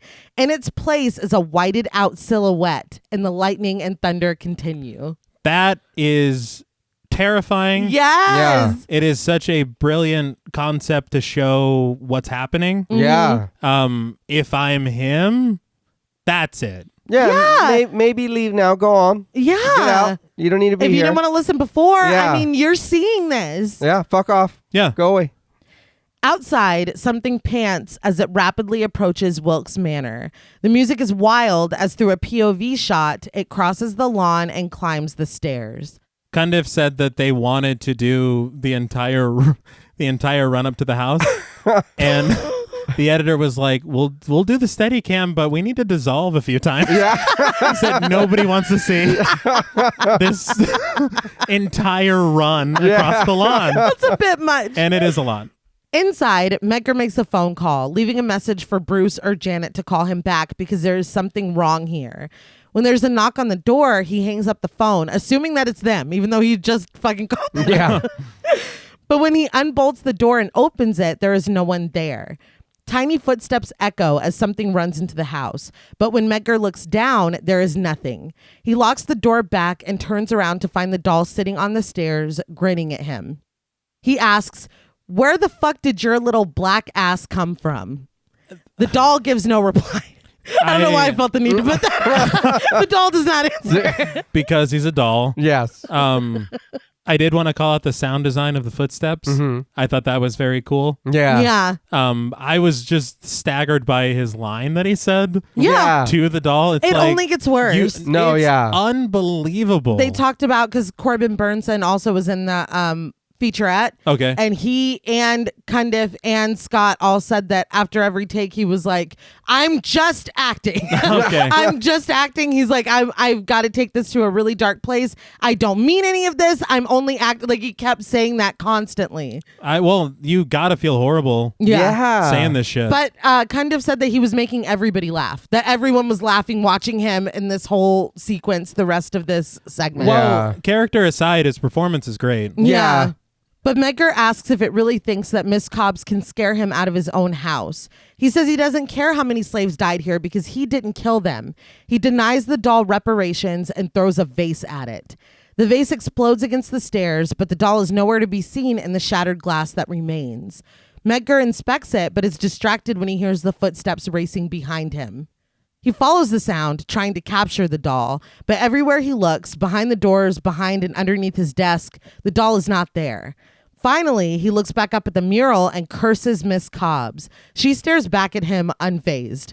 He picks up the American flag behind his desk and hits the painting of Miss Cobbs with it, and the wall responds by bleeding.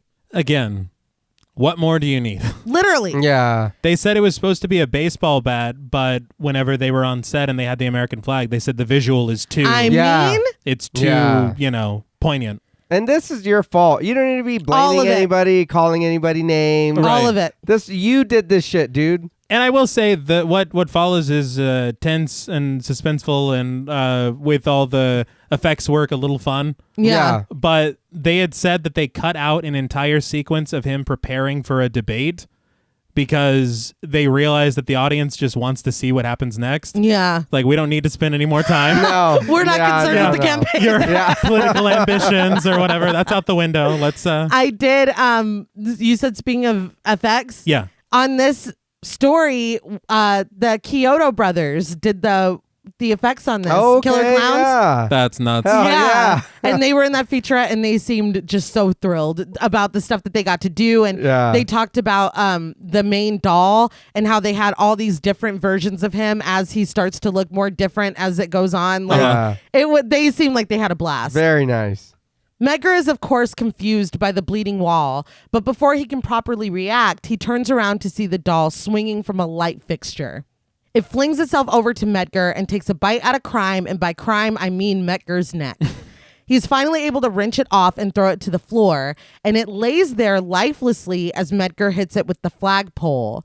The music is chaotic as the doll is beaten, and Medgar drops the hard R as he picks up the doll and vows to end it.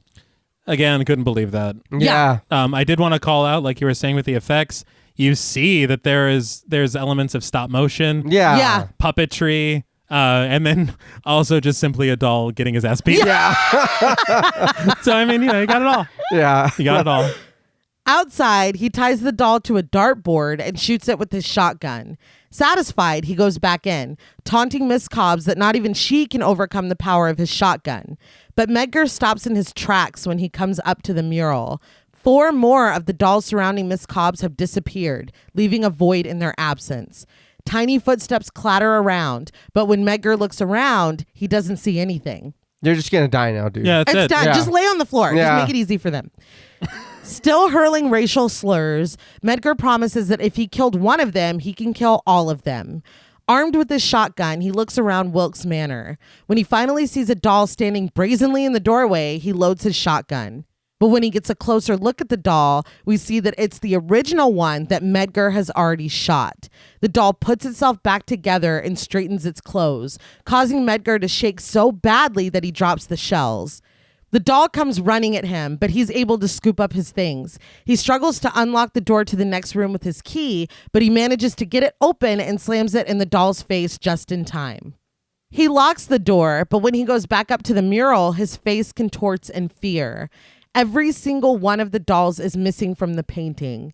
Miss Cobb sits alone, staring at him coolly. Medgar turns around to see all the dolls gathered together facing him. The first doll points him out with an army behind him. Medgar sinks down to the ground and stammers for his words as he wraps himself in the American flag.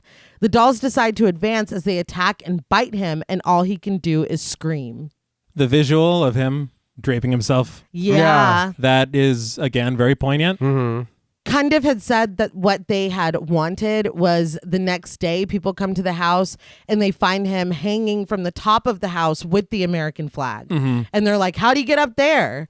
And then they showed this and everybody was like, no, everyone is going to want to see those dolls. Fuck them up. Yeah. That's yeah. what they're going to want to see. So they were like, money, please. Yeah. They were like, we need money to do that. They got the money. They came back to reshoot and do that. Wow. So the ending was completely changed. But they're like, you can't present No. the showdown Yeah. and then cut and then he's just outside. It's like, well, now that I agree with the test audience. Yeah, no shit. We want to see those dolls fuck him Yeah, up. he had that coming. Yeah. Absolutely. And it is funny because they're all like, I. Yeah. No. It's so good. It's so good. And we needed it. It is. We needed Right, it. was eat his cathartic. ass up. Bite him for us. Yeah. But a white light envelops Miss Cobbs and she disappears from the painting. She reappears in the room, a flesh and blood person sitting in her rocking chair. Miss Cobbs, played by Rusty Cundieff, rocks in her chair slowly, watching the carnage as she cradles the original doll. Now, this is Rusty Cundiff's mom. Mm-hmm.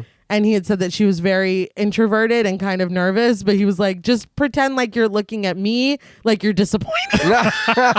Well, it was a great direction. Yeah. But back at the funeral home, Mr. Sims comments that the story gives you a new reverence for dolls as he lies it down on the pulpit. Stat comes to look at it, but when he lifts an arm and it flops back down lifelessly, he's had enough. He says that this is bullshit and asks Mr. Sims if he's going to give them what they came for or not. Bulldog chimes in that he doesn't have all night to listen to these ghost stories, but Mr. Sims disagrees. Yeah. He's been telling him Yeah, to. you've listened to 3. Yeah. I mean, Yeah. It sounds like you have time. it's like we need one more story or it's not a feature, dude. He says that they're not ghost stories, and he insists that everything that he says is real. Bulldog says for him to show him how real the shit he got is, and with the giggle, Mr. Sims remembers. Ah, the shit. Behind them, Ball is peeking into the next room. He tells his friends that they're not going to believe this. They approach the open casket in the next room, and Mr. Sims asks if they knew the man inside. Stack says no at the same time that Ball says yes. Now, before they enter the room, did you mention that Mr. Sims puts a lit cigar into his pocket? Oh, no, I don't think I saw He that. puts it in his pocket and it's smoking. And at that later. point, I guess so. Why are we not They're like, leaving? this is a hint. Yes. This is subtle foreshadowing. Like, it's weird that fire doesn't affect him. He's not burned. That's fucking hilarious. But I guess we'll let it. It's fine. Yeah. Bulldog stares Ball down and reminds him that they don't know the man in the casket. They've just seen him around. Mr. Sims looks into the casket and says that the man inside got himself involved in crazy gang madness. The shit. He repeats that he got himself involved in the shit. We segue into the next story, Hardcore Convert. Jerome Crazy K. Johns, played by Lamont Bentley, drives down the street as Born to Die by Spice One plays. He stops at a red light, but when he sees Deke, played by Ricky Harris, drive past him, he busts a U-turn to follow him. He laughs to himself, talking shit to Deke as he trails him. I will say the music, like I remember, and when I watching this for the show, I remember that I used to listen to the fuck out of this song when I was a teenager. Like Yeah. I bumped the shit out of this. But I watched a 10-minute, I guess it was like a documentary. They were talking about the rappers who worked on the soundtrack for this. Okay. Oh. It's like ODB, Old Dirty Bastard, and Spice One. Mm-hmm. E40, NG, like you said, there was a lot of people. They said that when they spoke with everybody that was working on it, and they had told them this was something that never had a crossover rap and horror music. So that they had told them, look, these are the stories. This is what I want you to make the song about. And they were like, this is, like you said earlier, this is real shit. Yeah. This is shit that happens that it is scary. It is something that's happening all the time, and not enough people are talking about it. And they did, in the music, like I said, the music, you listening to the soundtrack for this, like you can feel all that shit. I do remember we had a question a long time ago on Talk Mortem about the lack of intersection Yeah. between hip hop and horror. Mm-hmm. Yeah. That there is, but it's not as much as other genres. Right. But they had said as well, Cundieff had said that intentionally a lot of these songs, especially this one, was meant as commentary with rap music, aggrandizing this lifestyle. Yeah. Yeah. And so it's like, you know, what we put out has effects as well. Yeah, Yes. for sure. But Deke parks in front of a house and gets out of the car. Crazy K gets out of his own car and confronts Deke about alleged shit that he's talked. The confrontation is swift, and Deke barely has time to say a word before Crazy K unloads his gun in Deke's chest.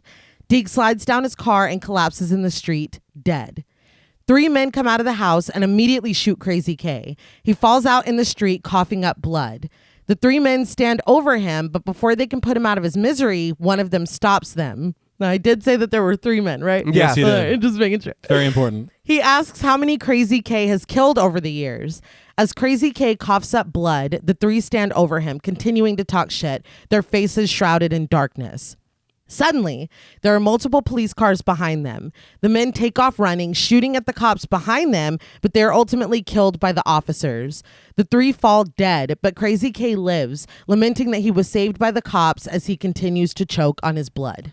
So one thing that they did that Cundieff said that he thought would be an interesting idea is you often hear Latin chants in horror films when it comes to supernatural. Religious horror. But to put it in this context of real life horror, it is a little jarring in a way that's very unsettling. Yeah. He also talked about the slow motion that they did, where you're supposed to shoot it at a certain number of frames, and they decided to shoot it at a lower number of frames, and it really pissed off the cinematographer. Yeah. But it gives you like this jerky, jarring feeling as well. Yeah. And he had said apparently he shot a music video for Neil Young. Rusty Cundieff did, and he did the same thing there, and so he just used what he did there for here. I mean, if it works, it works. Yeah, and again, I love when people take experiences. Yeah, that's what life is. Yes. That's what you're supposed to do. Absolutely.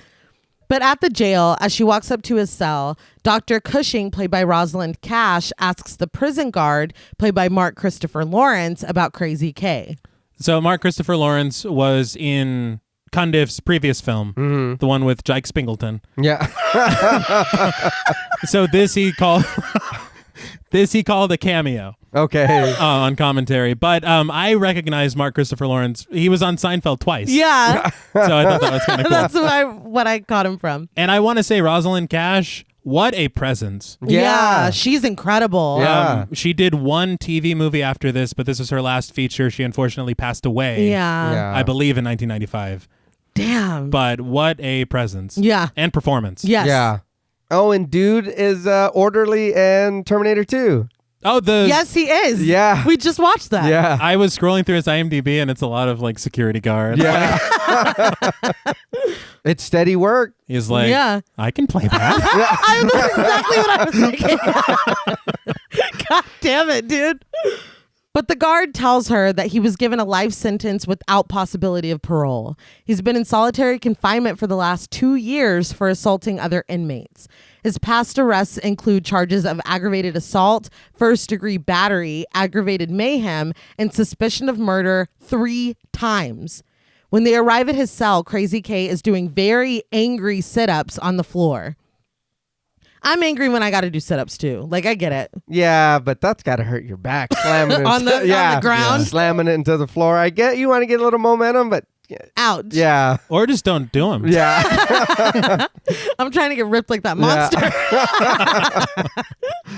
Dr. Cushing has to call his name multiple times to get him to stop.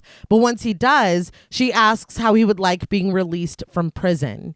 He accuses her of fucking with his mind, asking how that would even happen. Well, interesting word choice. Indeed. Dr. Cushing says that if he would consent to behavioral modification, he'll be back on the street in no time. This finally gets his attention. He agrees before going back to his angry sit-ups. Before Dr. Cushing leaves, she tells the guard that Jerome will do and to prepare the transfer. So behavioral modifications made me think a lot of Clockwork Orange. Yeah. And I wonder if that was any kind of influence. It was. He said it was. Well, there we go. You're like, I arrived at that independently. Hey, is Clockwork Orange like a horror kind of in any way? So we can cover it for my birthday next year? Hell yes. Okay. Well, not to give it away. We probably won't cover it. What is a Clockwork Orange? Yeah. It's not even a movie. What are we talking about? It is Oranges are good. Citrus. Oranges are delicious. Versatile. And we love clocks. You Yes. know? You can use the rind. We immediately cut to Jerome being transported, chained up inside of a police van, wearing nothing but his boxers. They finally arrive at a facility. Jerome is escorted in and is shocked when he sees what appears to be naked bodies hung upside down and wrapped, wheeled past him. So, firstly, the facility that looks like a castle on the hill. Yeah. Very classic horror situation. Yeah. Of course, it's a matte painting, Yeah. but it looks good. It works. It does. The bodies were very surprising, Yeah. and they had said that they're actually real actors in there. Oh, really? Yeah, Yeah. because I think they had said something about wanting to get actual cadavers. Yes. They talked about that on the featurette too. Yeah. That they had wanted to get cadavers, and then at the last minute were like, maybe that's not a good idea. I think that's a bit much. And Maybe. then, one of the guys was saying that they had wanted to get like mannequins, and he was like, they have to be they have to be made a certain way to look realistic hanging upside down because he wanted them upside down. Mm-hmm. So they were like, let's use real people. Yeah. And it's interesting that so much of this facility feels nightmarish. Yeah. It does. Yeah, and almost nonsensical. But whatever. Okay. It's not important. Okay. But back to the bodies, he said that they had to have 2 people on each person that was in there ready to, because they're literally wrapped in plastic. Yeah. Ready to like put them back the right side up to give them air. I was like, God, and it is so short. To know Yes. how much work went into just that. It's literally like 2 seconds. It's Yeah, so it is. short. It is. But just as he starts to look shocked at what he's seeing, he is taken to a cell. The cell is a cage. He's put inside and he seethes as he sits down. In the next cell, Tattoo Man, played by Rick Dean, says that Jerome might be the first soldier in his army. I am noticing that I've shifted from Crazy K to Jerome, but it's the same man. Yeah. They're both his name. Well, that's his government. It's Yeah. his government name. They did say that the cages were stacked intentionally. They wanted them to look like a pet shop. Yeah, I was gonna God say damn. Cell is generous because that's it's a fucking cage. Yeah. Tattoo Man sighs and scoots closer to the bars that separate them before asking Jerome what he did, peppering in a racial slur. He says that he must have done something really bad to be here, and he wants to know what it was. Angrily, Jerome tells him that he's in for murder and that he wouldn't mind doing it again. The tattooed man laughs and agrees. He's killed a lot of people himself. He asks if Jerome wants to know what kind of people and implores that he comes closer. When Jerome doesn't move, the man asks if he's afraid of them, and that gets Jerome to scoot closer. He shows him his tattoos, and he is covered in white pride ink, even a portrait of Hitler on his chest. He advises Jerome that the final fight between black and white has begun, and that all of the black people will be killed. The only ones who won't will be the few who rise up with them. They will be spared and live the rest of their life as slaves. He asks Jerome if he wants to be spared and offers him to come and join his army. Rightfully, Jerome reaches through the bars and punches him in the mouth. As you should. Absolutely. Punk ass dude. That was accurate. As he bleeds, the tattooed man chuckles again. He asks what was the color of the men that Jerome killed, and that finally gives him pause. Jerome doesn't answer him, but he doesn't have to. Based on this, the tattooed man tells Jerome that he's cool with him and that he likes him a lot. This made me sick to my stomach. Yeah.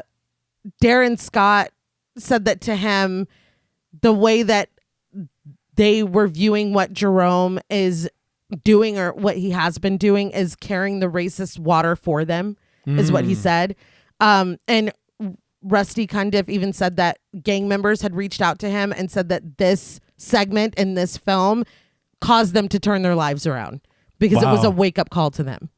That's what I'm saying about how important this movie is. And yeah, a lot of it is a lot of fun, you know, and Clarence Williams III is a fucking blast. But this segment, it is like, it hurts my stomach. Like, it's literally hard to watch. This segment, I mentioned at the top, I said that I might skip segments on rewatch. Yeah. I feel like this one, you have to be in the right headspace for. Absolutely. Right. Because especially for what's about to happen. Because it's devastating. It is very difficult to watch.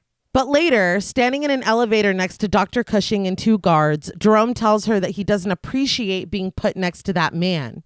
But Dr. Cushing tells him that he is someone that he needed to meet. He's here to be rehabilitated, and they're using a process that the government paid her to develop.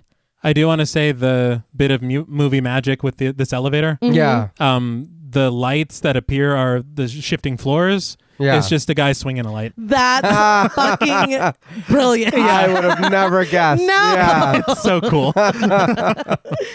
But she says that if Jerome can successfully complete the process, he will most likely be released. But if he doesn't, he'll spend the rest of his life in solitary confinement, which, she makes a point to say, wouldn't bother her a bit. She tells Jerome that she thinks he's scum and not to test her. So this doctor's biased against me. Why'd you pick me? Why? This isn't cool. Yeah. As she leads him into another room, Dr. Cushing tells Jerome that the testing they did says that he has a high IQ. She asks if he's ever been interested in science, and he says that he sold some chemicals in his day. Down the stairs in the center of the room is a very medieval-looking table. Smoke hisses around it. Dr. Cushing takes notes before heading down to it. Jerome tells her that there's no way he's getting on there, but she reminds him that he has to. Jerome is led down to the table and forced onto it. They crank it down so that he's laying flat, and they take a razor to his head to shave it. He had a K at the beginning shaved into his head. Yeah. It's gone. He grunts and struggles as they attach the headgear to him and strap down his hands and legs. They crank the table up, and Jerome whimpers as they force a tube into his nose. Gloves are put on his hands, and monitors and nodes are placed on his fingers and chest.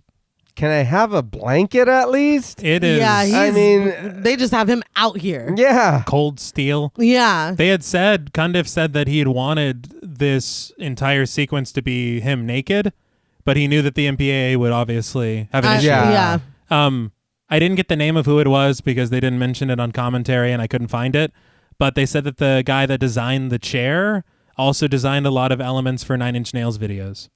I can absolutely. That Okay, looks like something from a Nine Inch Nails video. Yes. I can absolutely see that. Because help me.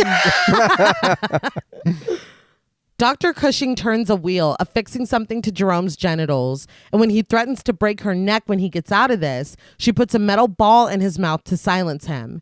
There's a tube running into the ball, and green liquid flows up and into Jerome's mouth. She tells him that she doesn't think he will break her neck and walks away. Assistants crank the table back down, and a device that looks like something out of an optometrist's office is placed over his eyes. The table is raised, and at the pull of a lever by Dr. Cushing, it begins to spin slowly. She instructs the assistant to start the optical sequences before calling out to Jerome, and she tells him that she wants him to see something. Born to Die by Spice One plays again as Jerome is bombarded with images. There are crosses burning in yards, KKK members assembling on horses, gang members pulling hoods over their own faces, as well as hoods worn by those in the KKK. Lynchings and guns firing, people being murdered in the streets. The tattooed man licks a bloodied tongue out at him as he is shown more bodies of black men and women, more lynchings, more shootings, more Klan meetings. The table spins faster, around and around as he reacts to these images with wide eyes, and the 3D rendering of his body on the monitor in front of Dr. Cushing spins. Jerome screams, his cries muffled by the device in his mouth. Dr. Cushing asks him, what's wrong? He doesn't like seeing black people killed, but isn't that what he's been doing all his life? She reminds him that Cain was the first murderer and he's slain his brother. She screams at him, asking how many he has slain. The horrific images continue, interspliced with Jerome's horrified reactions. So seeing everything in context juxtaposed together, this is one of the most horrific things I've ever seen on film. Literally. Yeah. And these are real images. That's the thing. This is all real. They did say on commentary, Rusty Cundieff said that the real images that we see in the film were found by a researcher named Trina Davis. And I looked up Trina Davis, and Trina Davis's name now is Trina Davis Cundieff. Oh. I got goosebumps.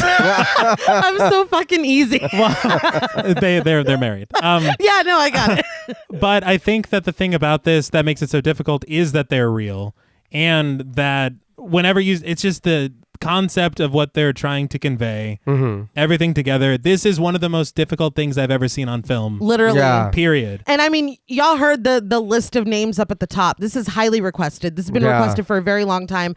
I typically do the anthologies, and I was like, I don't know how I'm going to do that final story. Yes. Like, that's why it has taken us so long, because it's so difficult. But abruptly, we are cut to Jerome being lowered into a sensory deprivation chamber. From above, Dr. Cushing explains that he will not be able to see or hear anything. All his mind will have to feast on is itself, which, she adds with a chuckle, is a tiny meal indeed. She laughs as Jerome is finally lowered to the bottom and the lights turn off. When Jerome is alone at the bottom of the chamber, they turn back on. They strobe on and off until a man walks up to him.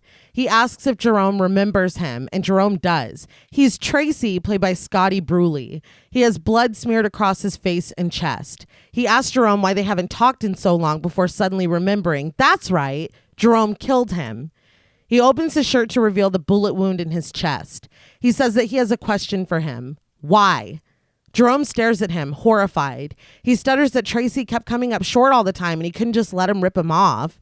Tracy is suddenly replaced with a group of younger boys. They are marked with blood as well. One even has his brain exposed. They remind Jerome that he didn't even know them. He just drove past and opened fire. They tell him that it was wrong.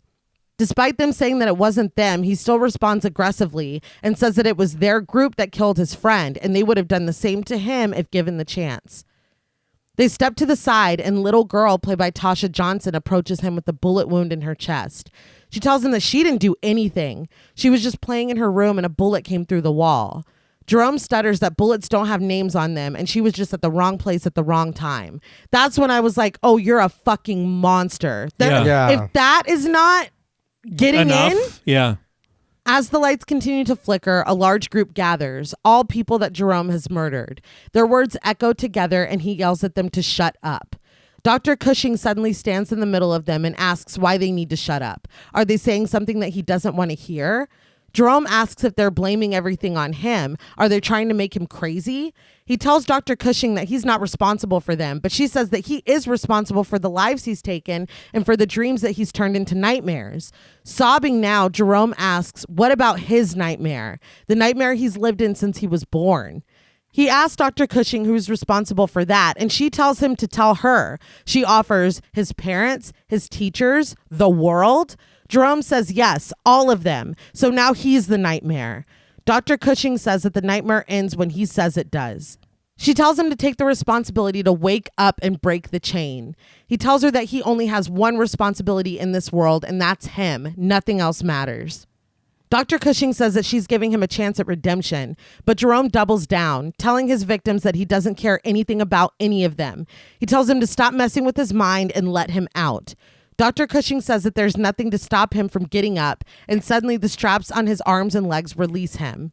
He stands up and immediately grabs a woman, threatening to snap her neck if she doesn't let him out. Dr. Cushing pleads with him, saying that it's not too late to be saved and that he's not going to get another chance.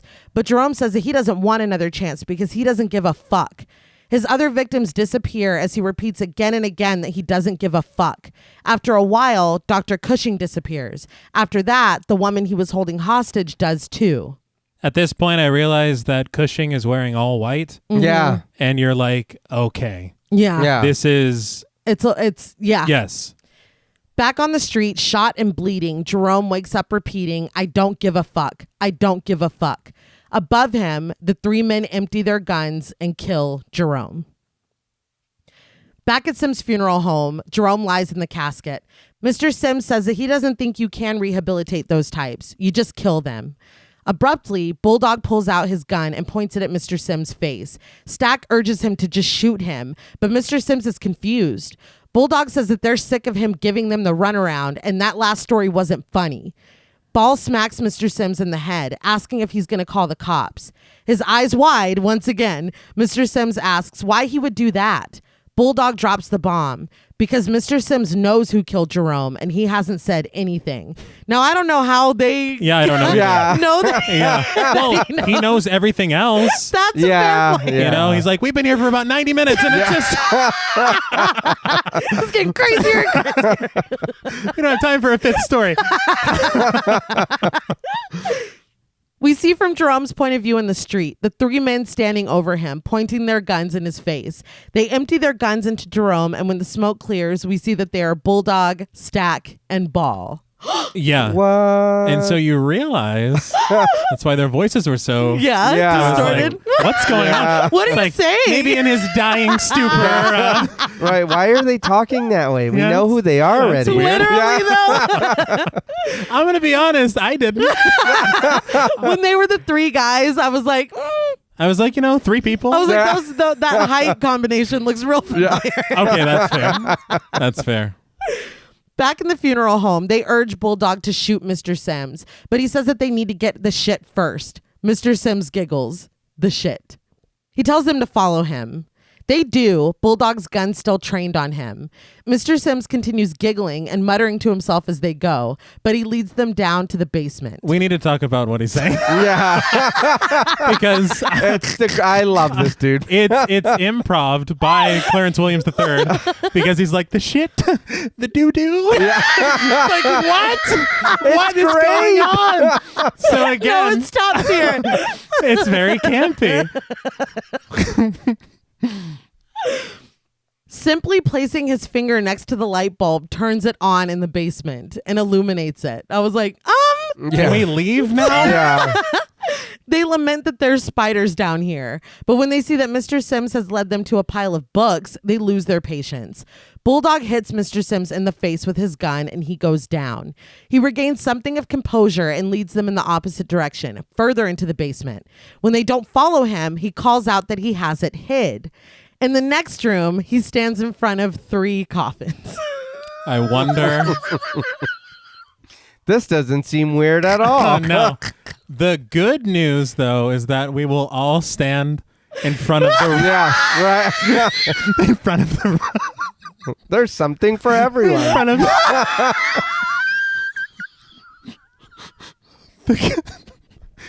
the correct.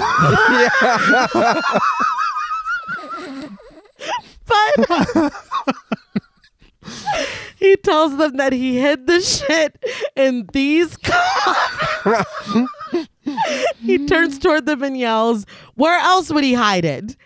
Finally, as the music mounts, they join him in the room. Each with their gun trained on him, they take their positions next to a coffin. Mr. Sims is like, and you stand here. Right. No, No, the you- one. yeah. It's not gonna work. Switch with Bulldog. Yes. The shit. Oh my God, Right. The doo-doo. oh my God.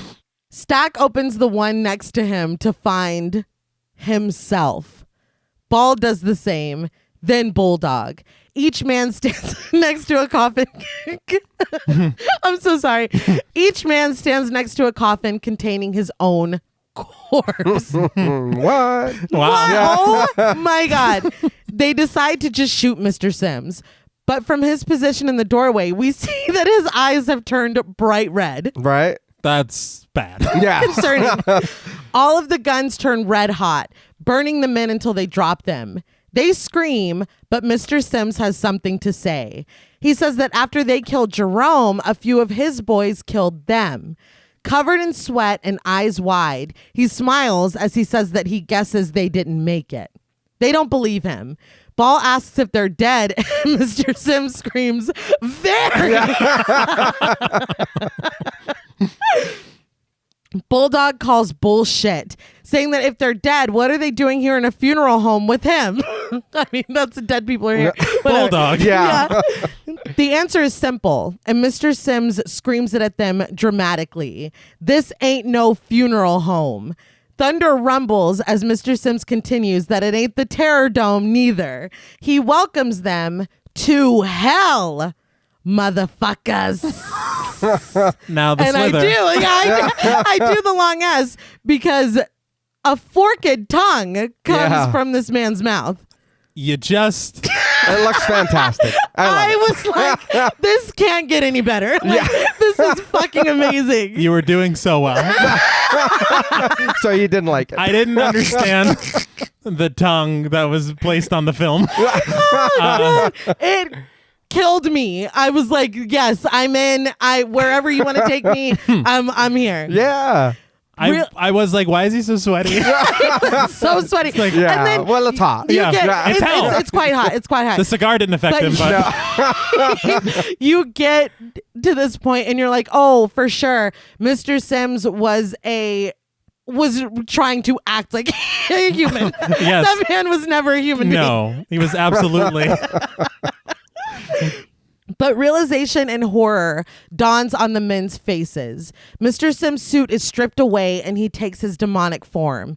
He laughs his ass off as the glamour of the funeral home is lost and the men writhe in the flames of hell. They did say that his prosthetic, and that's what they used for the monster was his horns, his prosthetic. Cool. That the makeup and that took like 4 hours to put on him, and his body luckily was something that he could just step into. Yeah. But they asked him how he liked the process of doing the makeup and stuff, and he was like, I didn't. Oh, well, He wasn't a fan. I don't blame him. Yeah, sometimes you got to sit there for a long time. Yeah. I will say that's about a Zodiac and 2 Mad Men. So it's about how long it takes to twist my hair, just for the record. I did want to say them dancing in the flames was hilarious. It was fantastic. Yeah. I used the word writhing. Yes. Well, you know. Tomato. Exactly. We use different, that, again, I was like, it felt, and I hate saying this, but it's like, when did you guys run out of money? At this point. Because they're just At the right tongue. here. Yeah. But it fades to black and the credits roll, playing Face Mob by Face Mob featuring Scarface. So I have to ask, because I know we were about to get into it, what did you guys think of Tales from the Hood? I love this movie. Yeah. Cartoon tongue and all. Oh, That's my. that I gotta tell you, I don't know why that meant so much to me, but it did. It was quite exciting. On commentary, and this is not a joke, but it is a joke. Cundieff said that is Clarence Williams III's I believe it. real tongue. He was so sweaty. Yeah, he was. They Well, said he's he's wearing a selling velvet suit. Yeah. So I mean, I'd be pretty toasty. Oh yeah. And I'm the devil or whatever. Yeah. And that's what Cundieff had said. He was like, because people were like, well, what is he doing? Like, if he's just the devil. And he was like, he's just having fun. Like, he's just having fun with them. Yeah. He's amusing himself. No, but I really enjoyed this movie. I still enjoy it as an adult. It does suck that it still, you know what I mean, holds to this day of what's going on. I will say that as an ex-gang member, it is hard to watch, but it does make you kind of see things from a different point of view. Instead of us fighting each other, we should be uniting and fighting the things that really do matter. Yeah, and that's the goal. I mean, that was the point. That was the point. Oh, no, yeah. But it has a lot of different messages, and there is commentary to talk about, and there is a lot of disturbing images and stuff that goes on here. But it's shit that did happen and stuff that does happen, and it still needs to be fucking addressed. Yeah. But the movie's great. Everybody in it's great. This has got to be one of my top favorite movies. And I can see why. I think it's very good. It's very poignant. It's not perfect, but I think that the messaging of it is very impactful. Yes. It's an important film. I will say that it is tonally jarring. It is. It is. I'll give you that. But it accomplishes what it set out to do. Yeah. In each of the writer's intentions. Yeah. I feel like this is a special film in what exactly you just said. It's not perfect. There are a lot of issues. Oh, yeah. I'm laughing at you saying, when did you run out of money? Well, them, like a temp shot that they're like, this is what we're planning. we're gonna have them They're burn. like, use it. I don't know. Just Okay. fucking put it in. All right. It is not. The film itself is not perfect, but I think that the messaging and the intention and the execution of those intentions make up for any shortcomings that the actual film itself has. I hate that it took me this long to watch it. I've seen it before this. Yeah. But it was a few years ago, a couple years ago. Yeah. It was not very long ago that I saw this for the first time. One thing I will say is I remember seeing the VHS at the video store when we were kids. Yeah. And somehow it just never ended up. Yeah. Yeah. Maybe because of that last one, our parents were probably like, I don't know about this. Yeah. I don't Too think. much, too much. Yeah. I'm not ready for it now. Yeah. I mean, that's the thing. But again, sometimes we're supposed to be uncomfortable. Yeah. And when they talk about banning books and shit like that because they're upsetting, that's the fucking point. No growth is comfortable. If you're comfortable 100% of the time, you're not growing and you're not learning anything. Yeah. It's literally called growing pains. Literally. Yeah.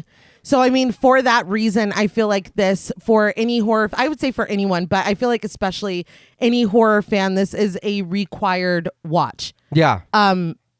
Period. And I don't say that. I know we say like, I would recommend it. Anybody would watch it. This, I feel like it needs to be seen because it's like, it's so multifaceted, and plus Clarence Williams III. Yeah. This is not a performance to be missed. No. But having said all that, and how I guess we're sliding into ratings. Everything that we just said, it's hard for me to just look at this movie as a movie, as what it is giving me at face value, as far as I'm going to press play and then now the credits are rolling. It's so much deeper than that. It has so much meaning behind it. And as we've said, 50 times at this point, it's more relevant than ever. It's more important than ever. It's just sadly timeless in a way that it shouldn't be. But that aspect of it makes it uniting in a way that is really important.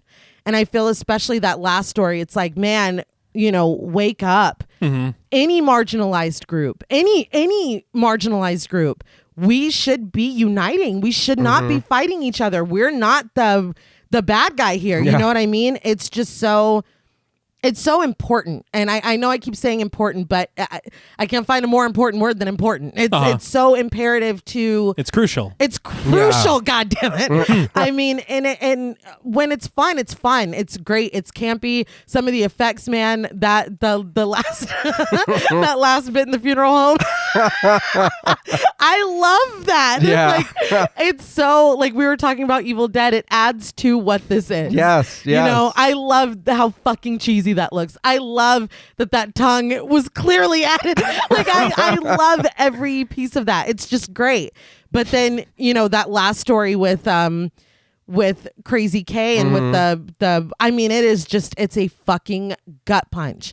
And I feel like they did what they set out to do, especially Cundieff, because I know that he came to this with a message, and I mean, it's you can't miss it. No. For that, and again, I'm saying before I say this is not a perfect movie. It's not a perfect film. You're not going to be blown away. This is not, blown away visually or anything like that. Right. But it's one of the most important films that we have ever covered and probably ever will cover, because it's messaging that will never be wrong.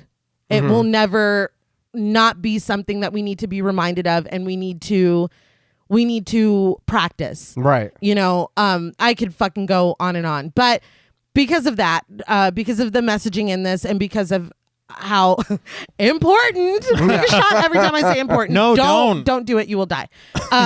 So because of that, on a scale from 1 to 10 mangled monsters, I am going to give Tales from the Hood 10 out of 10 mangled monsters. Again, this is not a perfect film, but the message behind it is. Mm-hmm. And I feel moved. I feel like I need to reflect that. So I will now open up the floor. No, I agree. This is a movie that should be seen and understood what it's trying to say. Like I said, I watched this movie a lot as a kid, so nostalgia does play a part in it, but also as someone who has had a background, my mom was in a gang when she was younger. My oldest brother was in a gang. My other older brother was in a gang. I was like, you do see that it happens. We get stuck in the cycle in our communities, and it just happens over and over and over. And it is up to us to come together to put a stop to it and to make things better for the community and around us and people around us. Yeah. But it's up to us to do it. The movie is good itself. And again, some of the stuff is rough in it, but it needs, like you said, it needs to be heard. Yeah. It needs to be seen. But man, the people they got in this movie too, the stuff, like, I don't even mind that some of it's cheesy. Like you said, I love it. It's great. I know, I was giggling because I was thinking of the tongue again. Yeah. And the fire. But like that, we can go on a whole thing about bad cops and whatever. And, none of that shit is cool. It does need to be addressed. But for me, on a scale from 1 to 10 mangled monsters, that's it. I'm going to give Tales from the Hood a 10 out of 10 mangled monsters. To be clear. Yeah. Yes. I very much enjoy this movie. I don't think I could really say anything more. I would just be piggybacking and repeating. Mm-hmm. Yeah. As far as the message is concerned, positives, the performances are great. Yeah. Cinematography is fun a lot of the time. Yeah. The effects are like really good. Uh-huh. Surprisingly so for a 1995 film. Yeah. And I think the stories with their morals are very impactful and important. Mm-hmm. I just think on the negative side, that tonal shift. And I got to admit, when I see the tongue and when I see them dancing in the flames, I'm like, well, don't just do that. Run. Yeah, like, and then it ends so abruptly. Yeah. Like, they're just like, and then that's it. And then we're done, and then we're back. And it's like, oh, Well, okay. we don't need but they might be alive. Well, It's like, no, they're good. Yeah, no, they're They're gone. in Sit next to their respective coffins. Yeah. Made sure to see their proper corpses. But no, I think that it's a very good film. Very, very smart in its commentary, incisive, Yes. and very, very important, even in 2023. Yeah. So many years later, Yeah. which is as heartbreaking as it is crucial. Mm-hmm. And so it is one to watch. But I said it to me, it's not a perfect film. Yeah. Yeah. The messaging is. Yeah. Yeah. But the film itself, I can't abide. No, yeah. But it's a very good film, and you should watch it. Are you gonna give us? Oh yes, I'm just gonna keep talking about those flames, dude. But for me, out of 10, mangled monsters. Yes. Believe is what we've decided. Yeah. Yes. I'm gonna give Tales from the Hood an 8.5 out of 10. Mangled monsters. That's still good, man. It's a very good movie. Yeah. Yeah. No, it's And great. I'm gonna watch it again, obviously. I came to the table with a 9, but I was getting very moved as I was reliving that last one. So Yeah. I was moved, and then I saw the tongue. So too much tongue. Too much tongue. 1.5. Well, that's all from us at Podmortem. What would you rate Tales from the Hood, and what should we watch next? Let us know on Twitter at the Podmortem. Be sure to follow us on Instagram and like us on Facebook. Be sure to follow each of us on Twitter at Blood and Smoke, at RealStreeter84, and at TravisMWH. Please consider pledging to our Patreon and stay tuned until after the music for a special shout out to our Wendigo Getter patrons. And remember, turning on each other in the face of evil is just giving them what they want. The only way to truly defeat it is for us to stick together. Until next time.